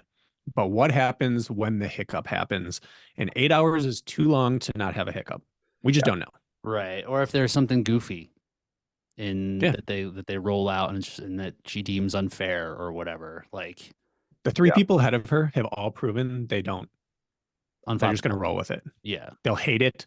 They'll curse, whatever. Like, Chris will just smile. Chris Esther will she'll be. love it. Esther She'll be the won't say a swearing. word. No, Lindsay will look at the camera and be Esther like, has "This a is potty stupid." mouth. Oh, yeah. Yeah. Anyway, they'll all handle it, and we need to find out from her this weekend. So I love this distance. Yeah. So Nicole, I went on her Strava January 22nd to 28th. She ran 59 miles with over 5,000 feet elevation, then 75 miles the first week of February with 7,000 feet, and then 63. So she's up there in her run volume. Mm-hmm. And one other thing about her, she did not come over for Spartan Race World Championship 3K, where she's won, a 3K World Championship, OCR World. She's won a Spartan Race regular distance one. She decided not to make that trip, but she decides to do this one. That tells me she actually believes that she might be a factor in this particular distance. Or she was given a flight for this. She didn't get a flight, did she? No. I don't believe so. Yeah, but we haven't seen her on sand since she actually got hurt on sand, which isn't awesome. Yeah. But who knows? Who knows? Taking a swing. All right. Taking another one right. here too. Who's going? I'm up. Rylan Shadegg. Damn it. If I had honestly, this draft is almost going chalk how I expected it to. If I decided to pick third, I was hoping to get those two back to back in this round. Oh, you screwed up. I know. I screwed up. But we've not seen him over this distance. Where we've seen him excel recently has been short course. So you can't rule him out is kind of what I'm looking at. There's other names on here that are going to be more of a proven commodity, and they're going to finish, they're going to be in the mix, so they'll be there. But Rylan could be on the podium, his upside is very high, maybe. Just based on who he is as a competitor. Yeah. But this is really kind of a shot in the dark here, because this is a very long distance that I'm sure he thinks he's prepared for, but I don't know. Yeah, lot of unknowns due to distance with your past two picks, but without question, top side potential, it's hard to argue with either of them. Team on paper is looking nice.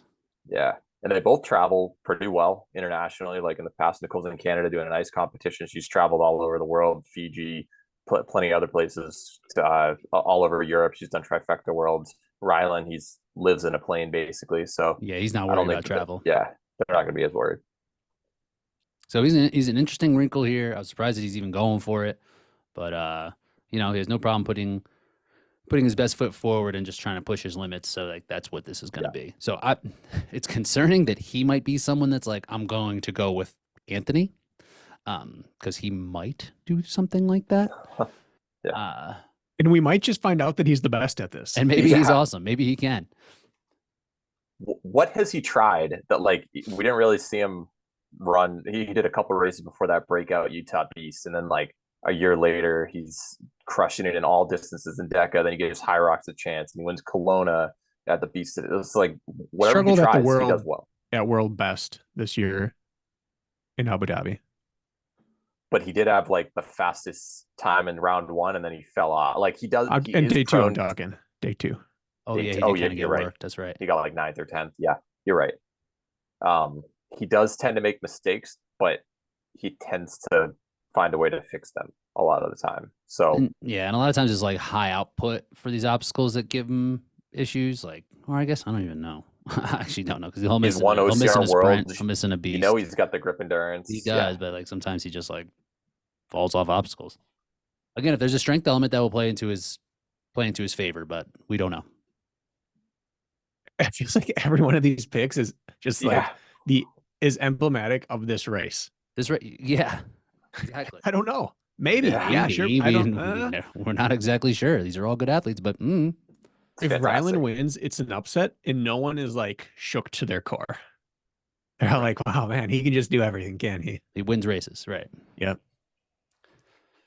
All right, Jack, what do you got? All right, she's got experience doing toughest 8-hour races and has won some of them. Ulrika Evanson. All right. Okay. She's another one of those athletes where it's like all the potential is there, and she often does end up doing really well. But there are a couple times where she's, got injured or had a poor clothing choice. She was sitting in the top 3 at Tahoe like an hour in, and then she was in a sports bra instead of having clothes. So she basically got frostbite or hypothermia and just, ruined her own race right there. She said a couple times where she's, been the last person to an obstacle and just has to get one more. And, someone ends up passing her because she can't get through it. There are a couple screw ups, but she is a national level trail runner. She has experience in the 8-hour distance for Tough Mudder. Had great success there. She's done World's Toughest Mudder before. And if she didn't end up hurting her hamstring or quad, she was going to do World's Toughest Mudder this past year. But she basically made the decision in the fall, I'm not going to do that race anymore. I'm going to focus all on Tough Mudder AlUla once they announce this in September or so. So I think that she had bigger plans than destroying herself for temporary gains there before. And I think that this is going to be a great race for her. I have nothing to It's a add. good pick. And I think we've gotten to the point in the draft where you start drawing a line. Are you picking ultra people or are you picking OCR people? And She's both. Yeah, and I think she's the final one from here on out. And I think that was the pick to make right there. I think from here on out, it's people who do they scale up. And what OCR has shown us is that most of the good OCR athletes scale up. Like, who called Tyler Veerman being this good at 24 hours? He wasn't seen as the long distance specialist, and he is. Like, these people who keep scaling up show that OCR is a special place. So I think I have more confidence than maybe Rich might have. I think Rich might be leaning 24 hour. Mm-hmm. I think I'm going to lean OCR here on out. All right. So Through the middle. Back to back. Give me the only other woman I was going to consider other than her, which is Elisa Petrova. Followed up by Richard Hynek. Oh, back to back. Yeah. I think these are the two best OCR athletes remaining that I believe scale upwards well. I'm not doing scaling down. So even though Austin Azar is a world champ, I'm not scaling down in my strategy. It has nothing to do with Austin. It's just a gut call that 8 hours is closer to 4 than it is to 24. I mean, Alyssa's a great pick here. She's shown that she's just ascending. She can do it on sand. Same time zone, right? Should be all right on that. Yeah, I think she'll do great. I mean, again, distance-wise, we're not quite sure. We haven't seen her over the course of this. Hynek's the same thing. If you want to use trifecta as a data point for the positive, he's 2-time trifecta world champion. And he builds throughout the weekend. That's what I like about that. He's also raced a ton in the Middle East, so he's used to traveling over there. The only thing that concerns me is Richard's been doing a lot of volume on the bike because he's been dealing with an Achilles issue for a while. There's some injury. 8 hours. He had a bit of a down season this year, right? That's why he didn't do. No, I picked him with trifecta, and he didn't end up finishing. I got Hynek. I picked him for Worlds. Yeah. Both of us got Hynek. Maybe he'll do the same for Bracken. We'll do the sweep. He's going to complete the set. Yeah. Jack, is there any names on here that are modified for your advantage? Yeah. No, there are. You should give those up. There's a name missing. Who? Well, I'm not saying it until I draft. What? All this information was taken from Obstacle Racing Media's start list. All right, nice. You're blaming Matt for this one. Yep. Got to throw him under the bus. I'm cool with that. All right. I have a name from your own link. From my own link. Yep. A name I chose in the top 5. Oh man, BK's onto something. There's no way. It's okay. It's okay. Well, you got to tell us just so I can update the list right here. I'm going to with my pick.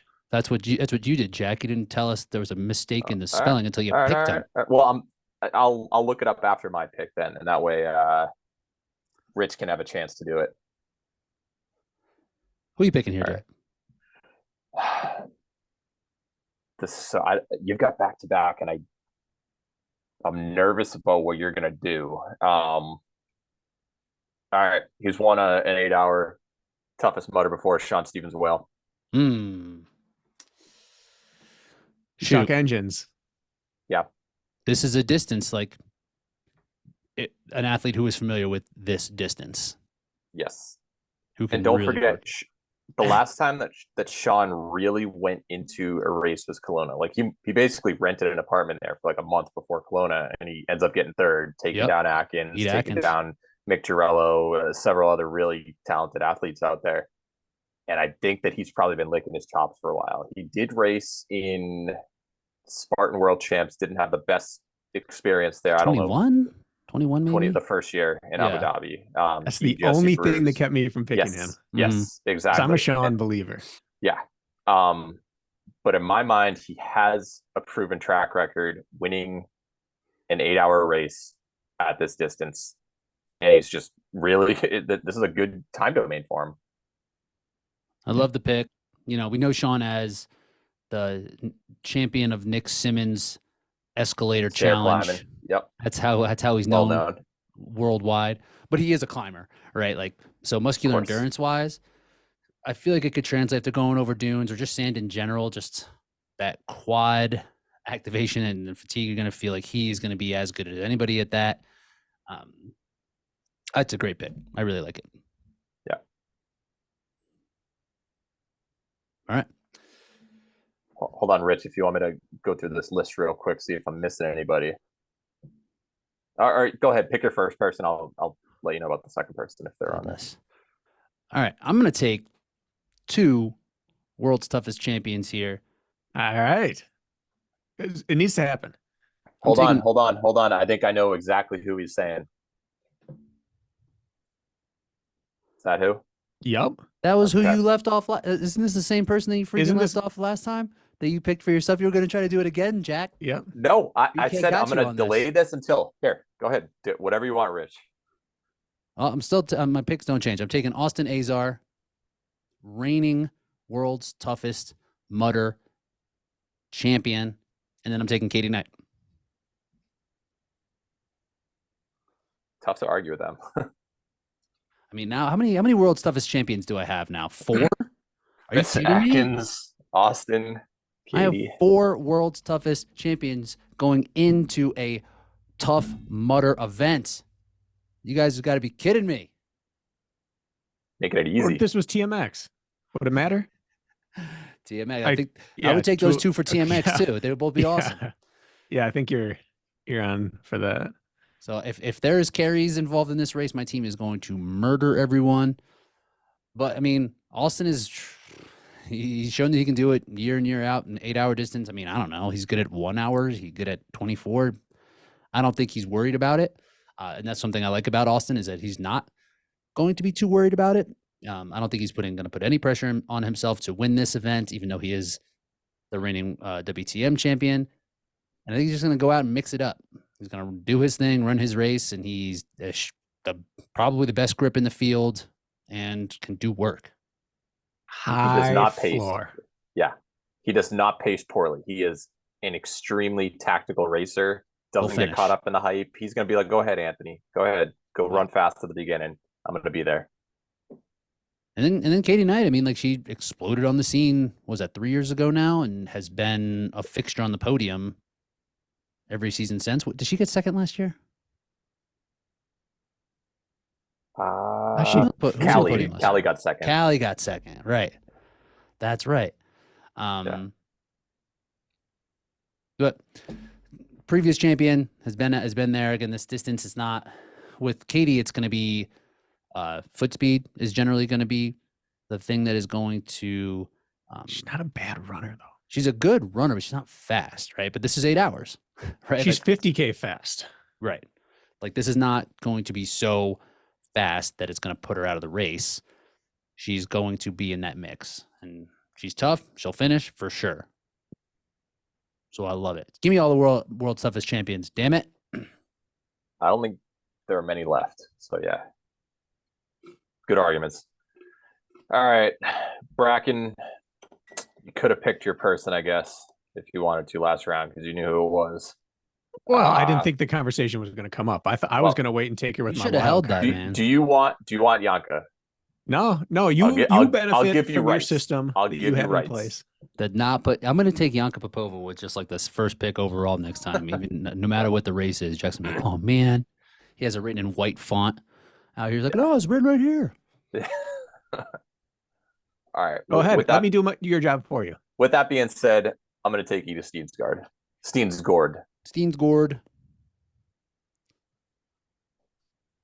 Unknown. We saw her somehow, we thought of her only as a 3K racer, and then comes to the beast in Abu Dhabi a couple of years ago, gets 7th place. She's already over there, travels really well. Why not take a risk on her? We'll see how she does. And this could be one of those circumstances where it's like, hey, we thought she was really good at the short stuff, which she is. Maybe she's got a bigger engine than we realize and is much more durable. Her running has only gone up. Yeah. What's the longest distance we've seen her do? Has she gone over a beast? Has she done an ultra? Not an ultra, as far as I'm aware. She did like a Morzine, and she got second in the beast at the UK a couple years ago for the European Championship. But a minute behind Esther, so she's got that foot speed. It's like Nicole. It's like we haven't seen her try it. It's a good pick. Yeah. Take Yanka Popova. There we go. It's fitting. And also, that's the appropriate pick. Yanka has also won a 24-hour Spartan World title. Like, she's got endurance. She's done so many ultra beasts. Yeah, I have her in the top 5 in the prediction contest. I can't believe I can't believe she made it this far. She wasn't. She was hidden. Had the conversation not come up, I would have got her with the wild card, and that would have been the greatest value pick on the board. Dude, yeah, so excited, man! I can't believe you blew it. You should have just kept. I felt bad. I felt like I was. That's a terrible poker face. Hey, yeah. I do a lot of work to put into this. I'm not trying to cheat you guys. I wanted you to do it just so I could be like, you guys are both cheaters. I'm the only one out here. Yeah. With any integrity. With some integrity. Integrity to the draft. This is serious business we're doing over here. Yeah. And then I think I'm entering swinging territory. What do you guys think? You've been swinging, dude. I haven't swung yet. No, I thought that I thought the Josh pick was kind of toward the. You think you know who I'm going with? I believe so, and I'll be honest. After your pick, if who it is, I just don't want to give it away. KBB. I'm looking at WTM fast starters, and you're going to give me the king, Elmer King. Elmer King, baby. That's not who I was guessing yet. Swinging. He's got high end potential. Yep. No doubt. Did he participate in WTM this year?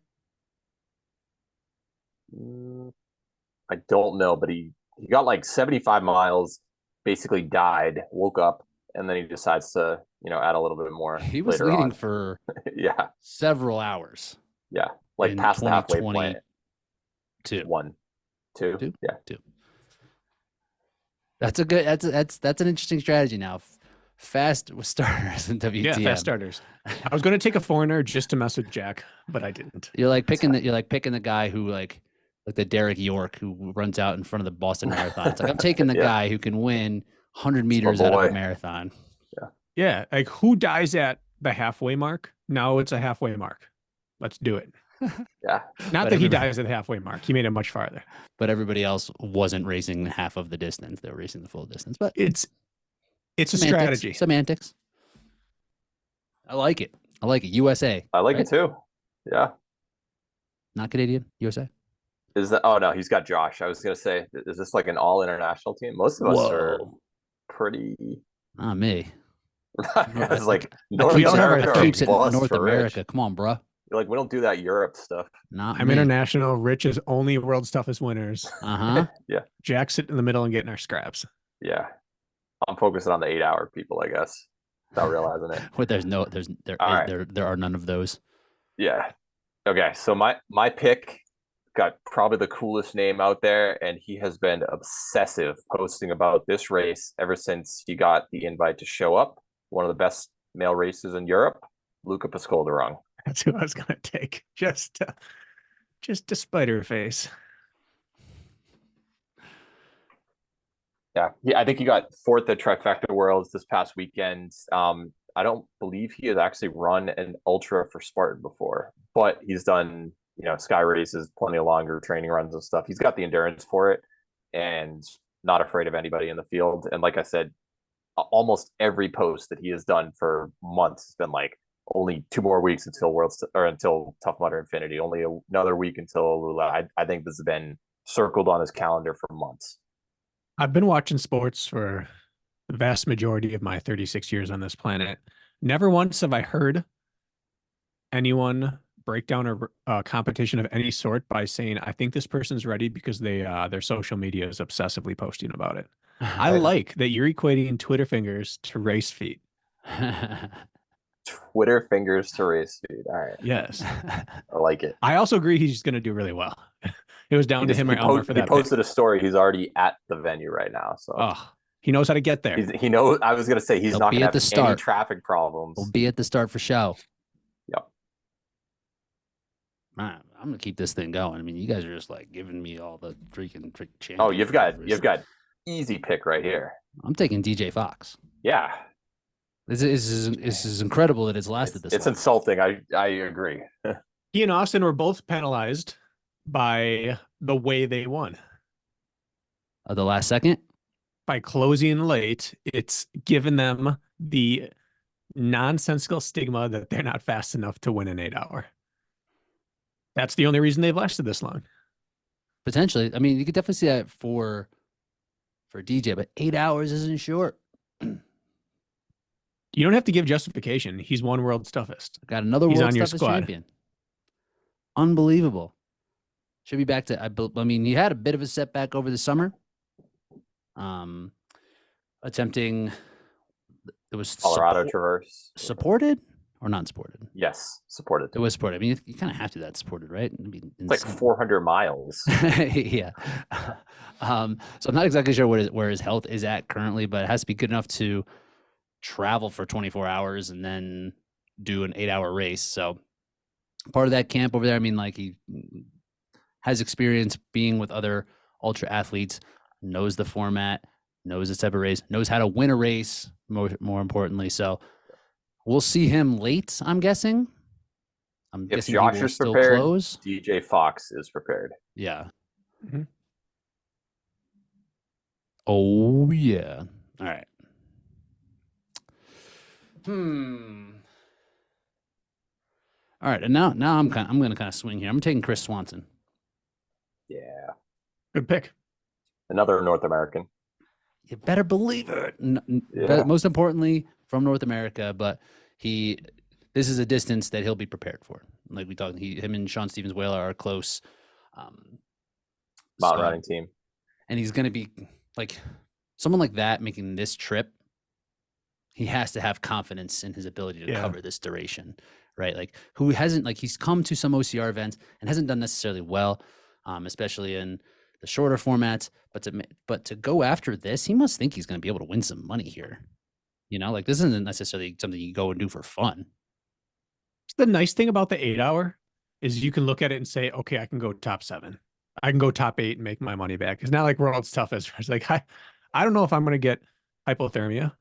I don't know what's going to happen, frostbite. I don't know if I'm just going to like cramp out. 8 hours, you can reasonably run conservatively and finish. And if you're a good enough endurance athlete, you can confidently say, I'll make my money back. Right. And I think he's probably looking at it that way. All right, Jack, you're up. There is one remaining World's Toughest Mudder champion on the board, Rich. Oh, no. I can't let you're not having Deanna Blegg. Shoot. She might be like 50, but she's won it, and she's making the trip. Why not? I don't know if any of us know who we're getting here. Nope. Deanna's an endurance icon. But how far removed? I have no idea whatsoever. She's the type of athlete who is never like a springy, toe running, someone who would just lose all their ability as their body ages. She might be the type of athlete whose engine is every bit as good now as it was then. We just don't know who we're getting because we don't see her on any sort of regular basis. Yeah. This could be an immense value pick, or it could just be exactly in the right spot. I could be picking like the all-star team from 7 years ago based on name notoriety at this point, and hopefully she still has something. But she got second place at a Spartan World Championship and has won World's Toughest Mudder. That's worth it at this point in round 8. Those mitts, probably not going to need them. Yeah, exactly. Probably not going to need 52. She'll have them on. If you have rain odds, it's in the 50s. You're putting it on, especially if there's any sort of water on course. Yeah, there's the thin ones. And just for clarity, what Rich was saying, some people you've probably heard of Bleg mitts. This is the woman who is behind that, Deanna Bleg. They rule. They're awesome. I've never used them. They're amazing. So shouts to her and the Bleg mitt. I like the less. I think they call it the light. Anyone who's on team racing gloves is okay with me. BK's down. Yeah. So she's probably the patron saint of team racing gloves. All right. You guys left me Isaac Sanderson, and I'm taking him. There you go. Is he going to be involved in the race? Mm-hmm. You betcha. Mm-hmm. Oh, yeah. Mm-hmm. 90 miles, World's Toughest Mudder. Yeah, I don't know why he's still here, other than the fact that the field is just so deep. And then I'm going to follow it up with Deanna's countryman, Lachlan Danzy. Oh, yeah. Mr. Underrated. We haven't seen him internationally recently. But to me, he's an incredibly high floor athlete. You got too many guys. If I asked you guys, name the person in the field who has beaten I can't John, take him yet. You can't take him. You gotta take a female. If I rock the next two, if I take females the next two, I'm set. No, that's not how it works. Wild card. We're always getting our 5, and then you can do your wild card. Yeah, dumbass. Whoa, only Jack, family show. Jeez, Jack's back in freaking New England, acting like a masshole, just like that. Yep. Yeah, he is. Brings that attitude. Give me Sabrina Dalio. Sabrina Dalio. That's a sweet name. That is a pretty. Well, we've got some really cool names here, but that doesn't win you a race. So let's hear about her. No. No, you expect too much out of me. Come on, we're just out here talking. Sabrina's not a big name on the international stage right now, but to me, she's someone that's going to go out here and execute well. Wow, that was a very Bill Belichick-esque interview. Jack, who you got? Less hair than him. He's always done well on the sand in Abu Dhabi. Quadruple Z, Gregos Chekla. Got to go with them. Gregos. He's made this trip a bunch of times. Yep. I like it.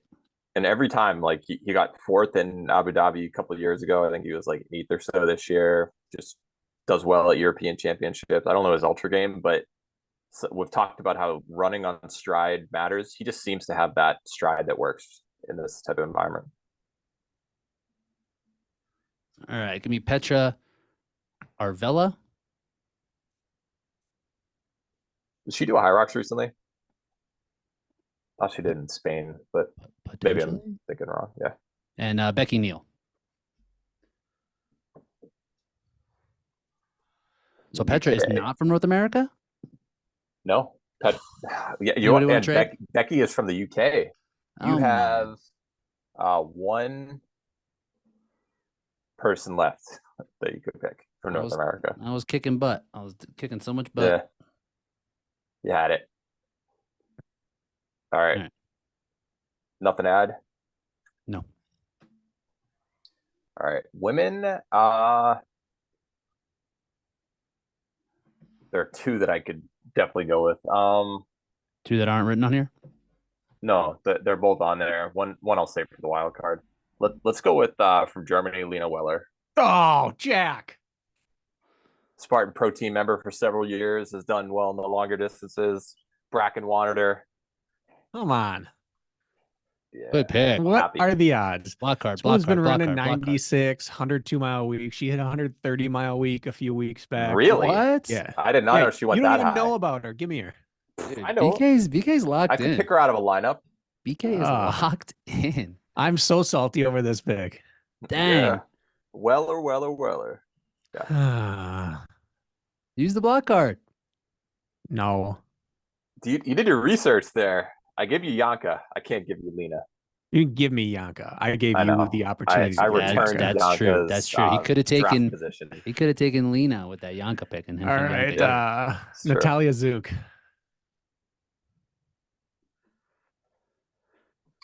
All right, there you go. Anything?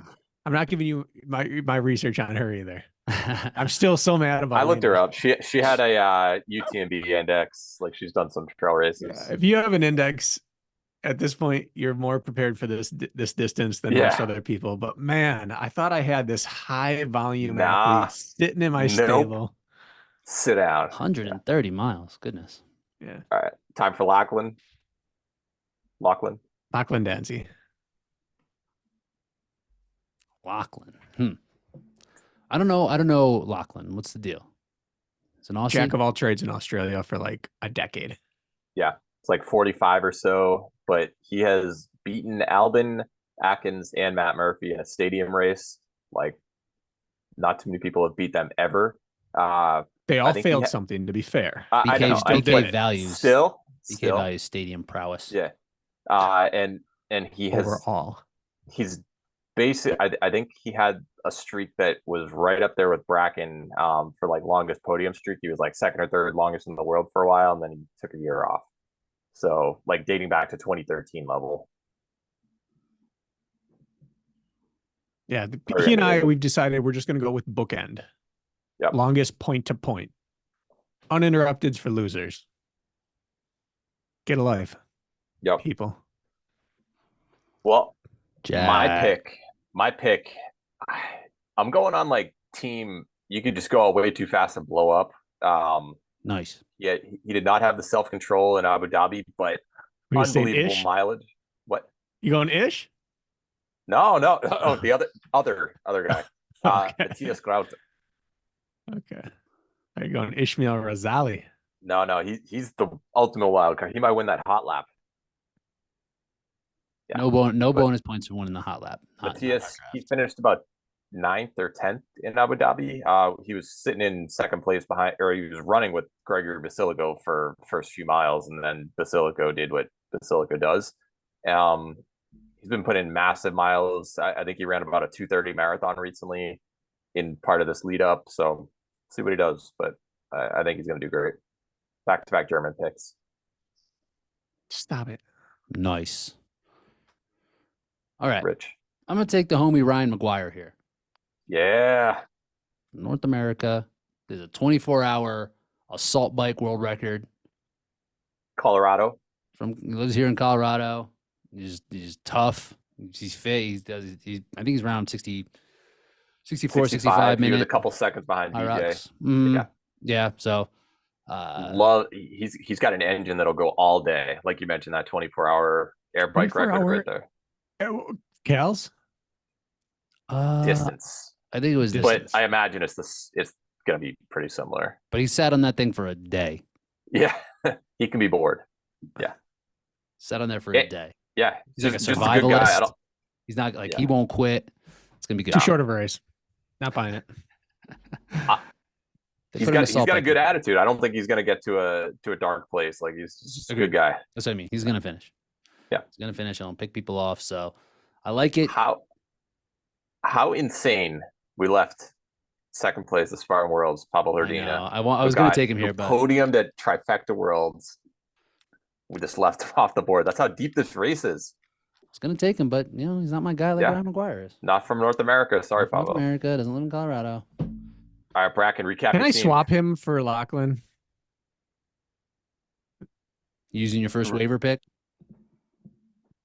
I don't care. Bracken gets last dibs on waivers. So. I mean, I'm happy with Lachlan, but I forgot how good Pablo is for a moment. He's whatever. I'm happy with my team. We're going to see. I am team foreign. We have a few outliers, but John Helbin, Esther Hotobagiova, Joshua Riedinger, Alyssa Petrova, Richard Heineck, Yanka Popova, Elmer King, Isaac Sanderson, Sabrina Dalio, Natalia Zook, and Lachlan Danzy.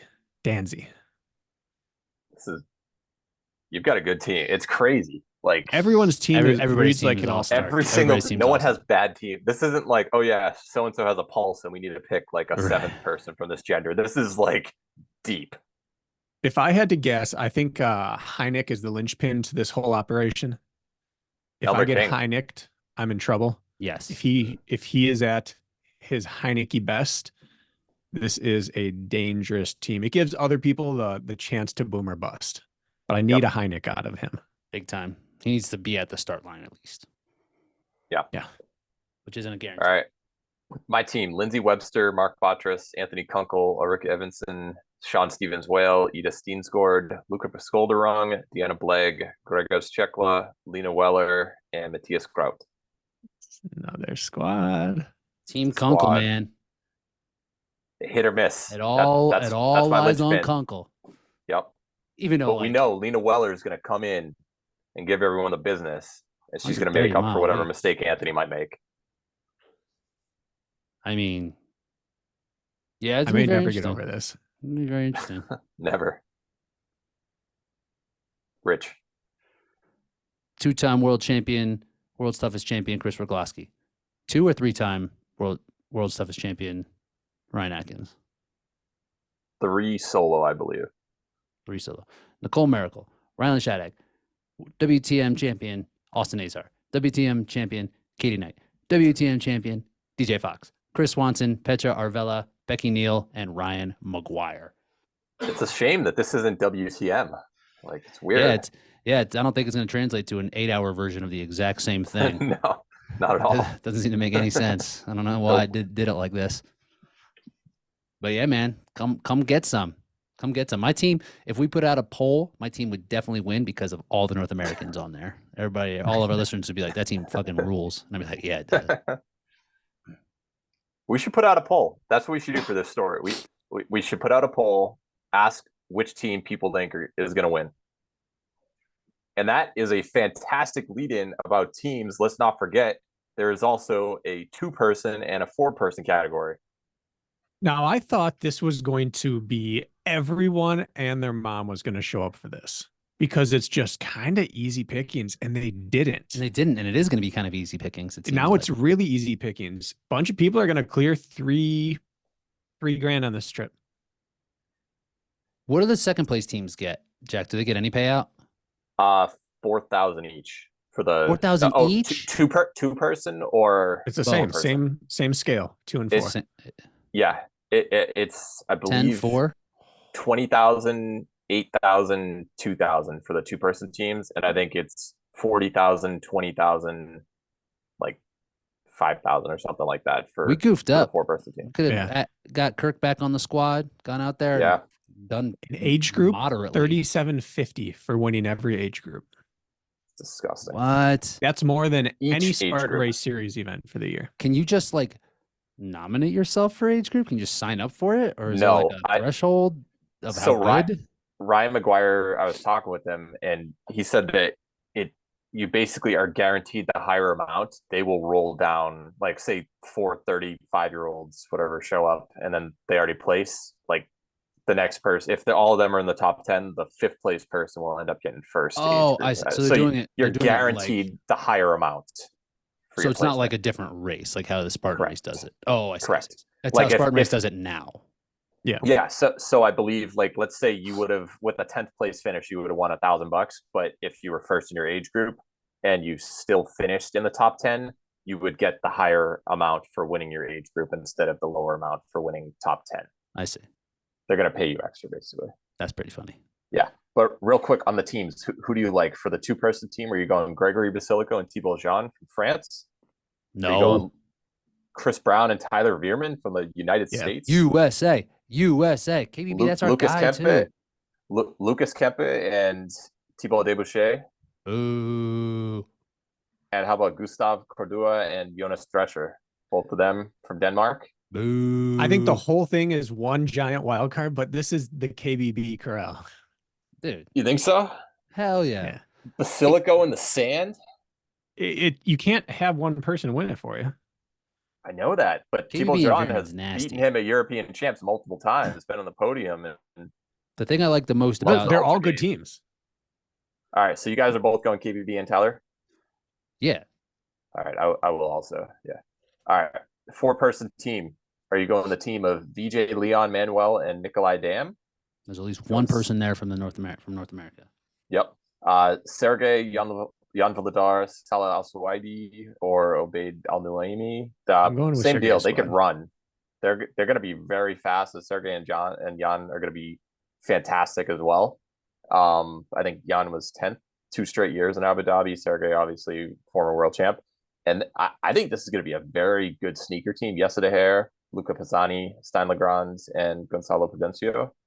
That European team, I wouldn't sleep on them at all. I'm sleeping on them. Sleeping on them.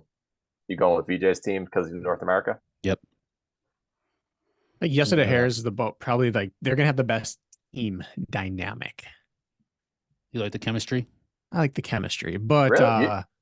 I chose the Middle East team. Really? Yeah.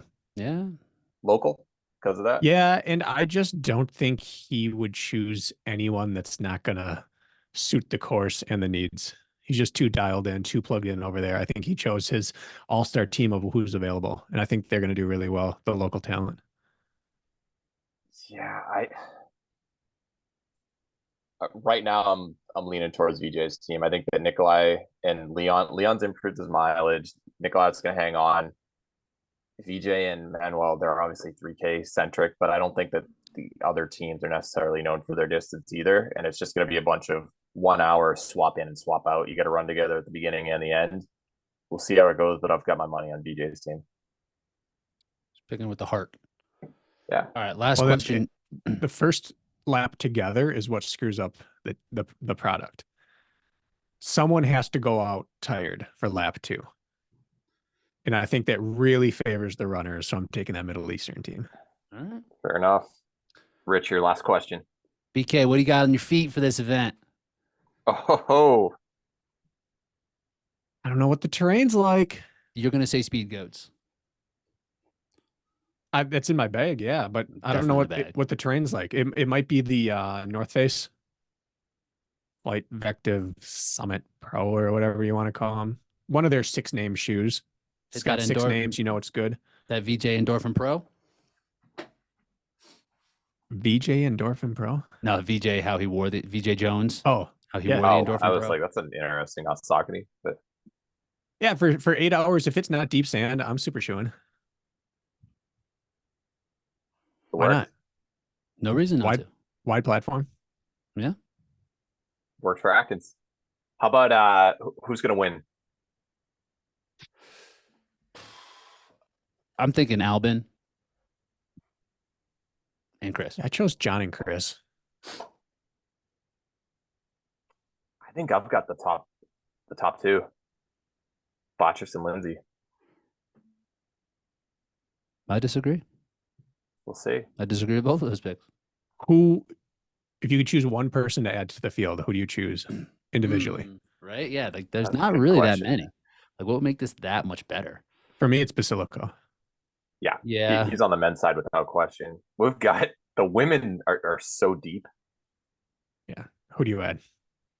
Basilico's the answer. He's already there. Emma Cook Clark. Emma would be interesting. Emma would be She'd fail a lot of stuff though. Would she? I'd take Rhea Coble. Did you see her in Tahoe though? These obstacles aren't going to be harder than Tahoe. She was a powerhouse through obstacles in Tahoe. Yeah, I've seen a lot of Emma running, and it's scary how fast. I'm saying her obstacles. She looked dynamic in Tahoe. She was all right. She got dry obstacles, and she looked good. That's true. A lot of her failures were in like Kelowna or Blue Mountain, where it was kind of dewy, wet. You're right. I'd still go Rhea as my pick. Rhea's a good one. I love seeing Annie out there whenever she's racing. That's fun. Yep. Yeah.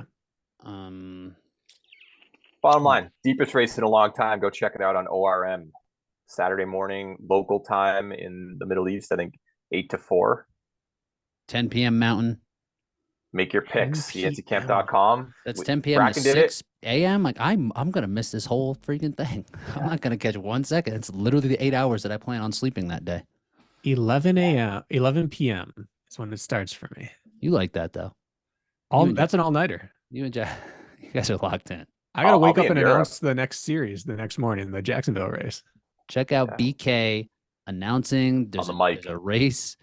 There's a race for Spartan in the United States that we care about. When is the 100? Is there 100 down there? Ostensibly. No. There's no 100? Jacksonville. We don't know anything about Jacksonville. There's no Nah. prize money, and none of those people on the board are there. That'll be nice. Healthy pick. Yeah. That'd be nice. It's gonna be good. See what happens. Get your picks in. All right, fam. What do we got on? We had Lauren Weeks on TRP. Yeah, we had Lauren on, and it was good because the first time we did like the TRP deep dive into conception all the way up through start of sport. This time it was just her talking about her training and her racing mindset, which Nice. you don't get a lot of. And she and Anthony have really upped her training in terms of, she's still not super specific, but like she went and got lactate testing done, and they're doing the double threshold thing with ergs at night, run in the morning. She's just advancing as an athlete, Nice. which is a scary thought. I mean, So it's kind of like Josh, where you have back-to-back, or not back-to-back episodes, but like now you're going a little deeper into Yep. the mindset. Get to side know of it. her. Now, Yeah. how do you train and race and travel and execute? Good stuff. you set a high world record. It's going well. Yep. Working. She would have been interesting in this race. No. I really like her as a person, as an athlete, and I think she would have been a non-factor here. Did Simply you because see the what she top did in is that so good. 5.5-hour trail run in Spartan Games? Yeah, In the yeah, I love her as an 3K athlete. Don't you think she should have done Okay. well in the 3K more than a Not an amount. 8-hour? I don't know. All right, we'll keep her in the hybrid game. I Keep her believe in in her hybrid. though. Keep it fine. Yeah. All right. Cool, guys. We'll talk to you soon. Bad luck.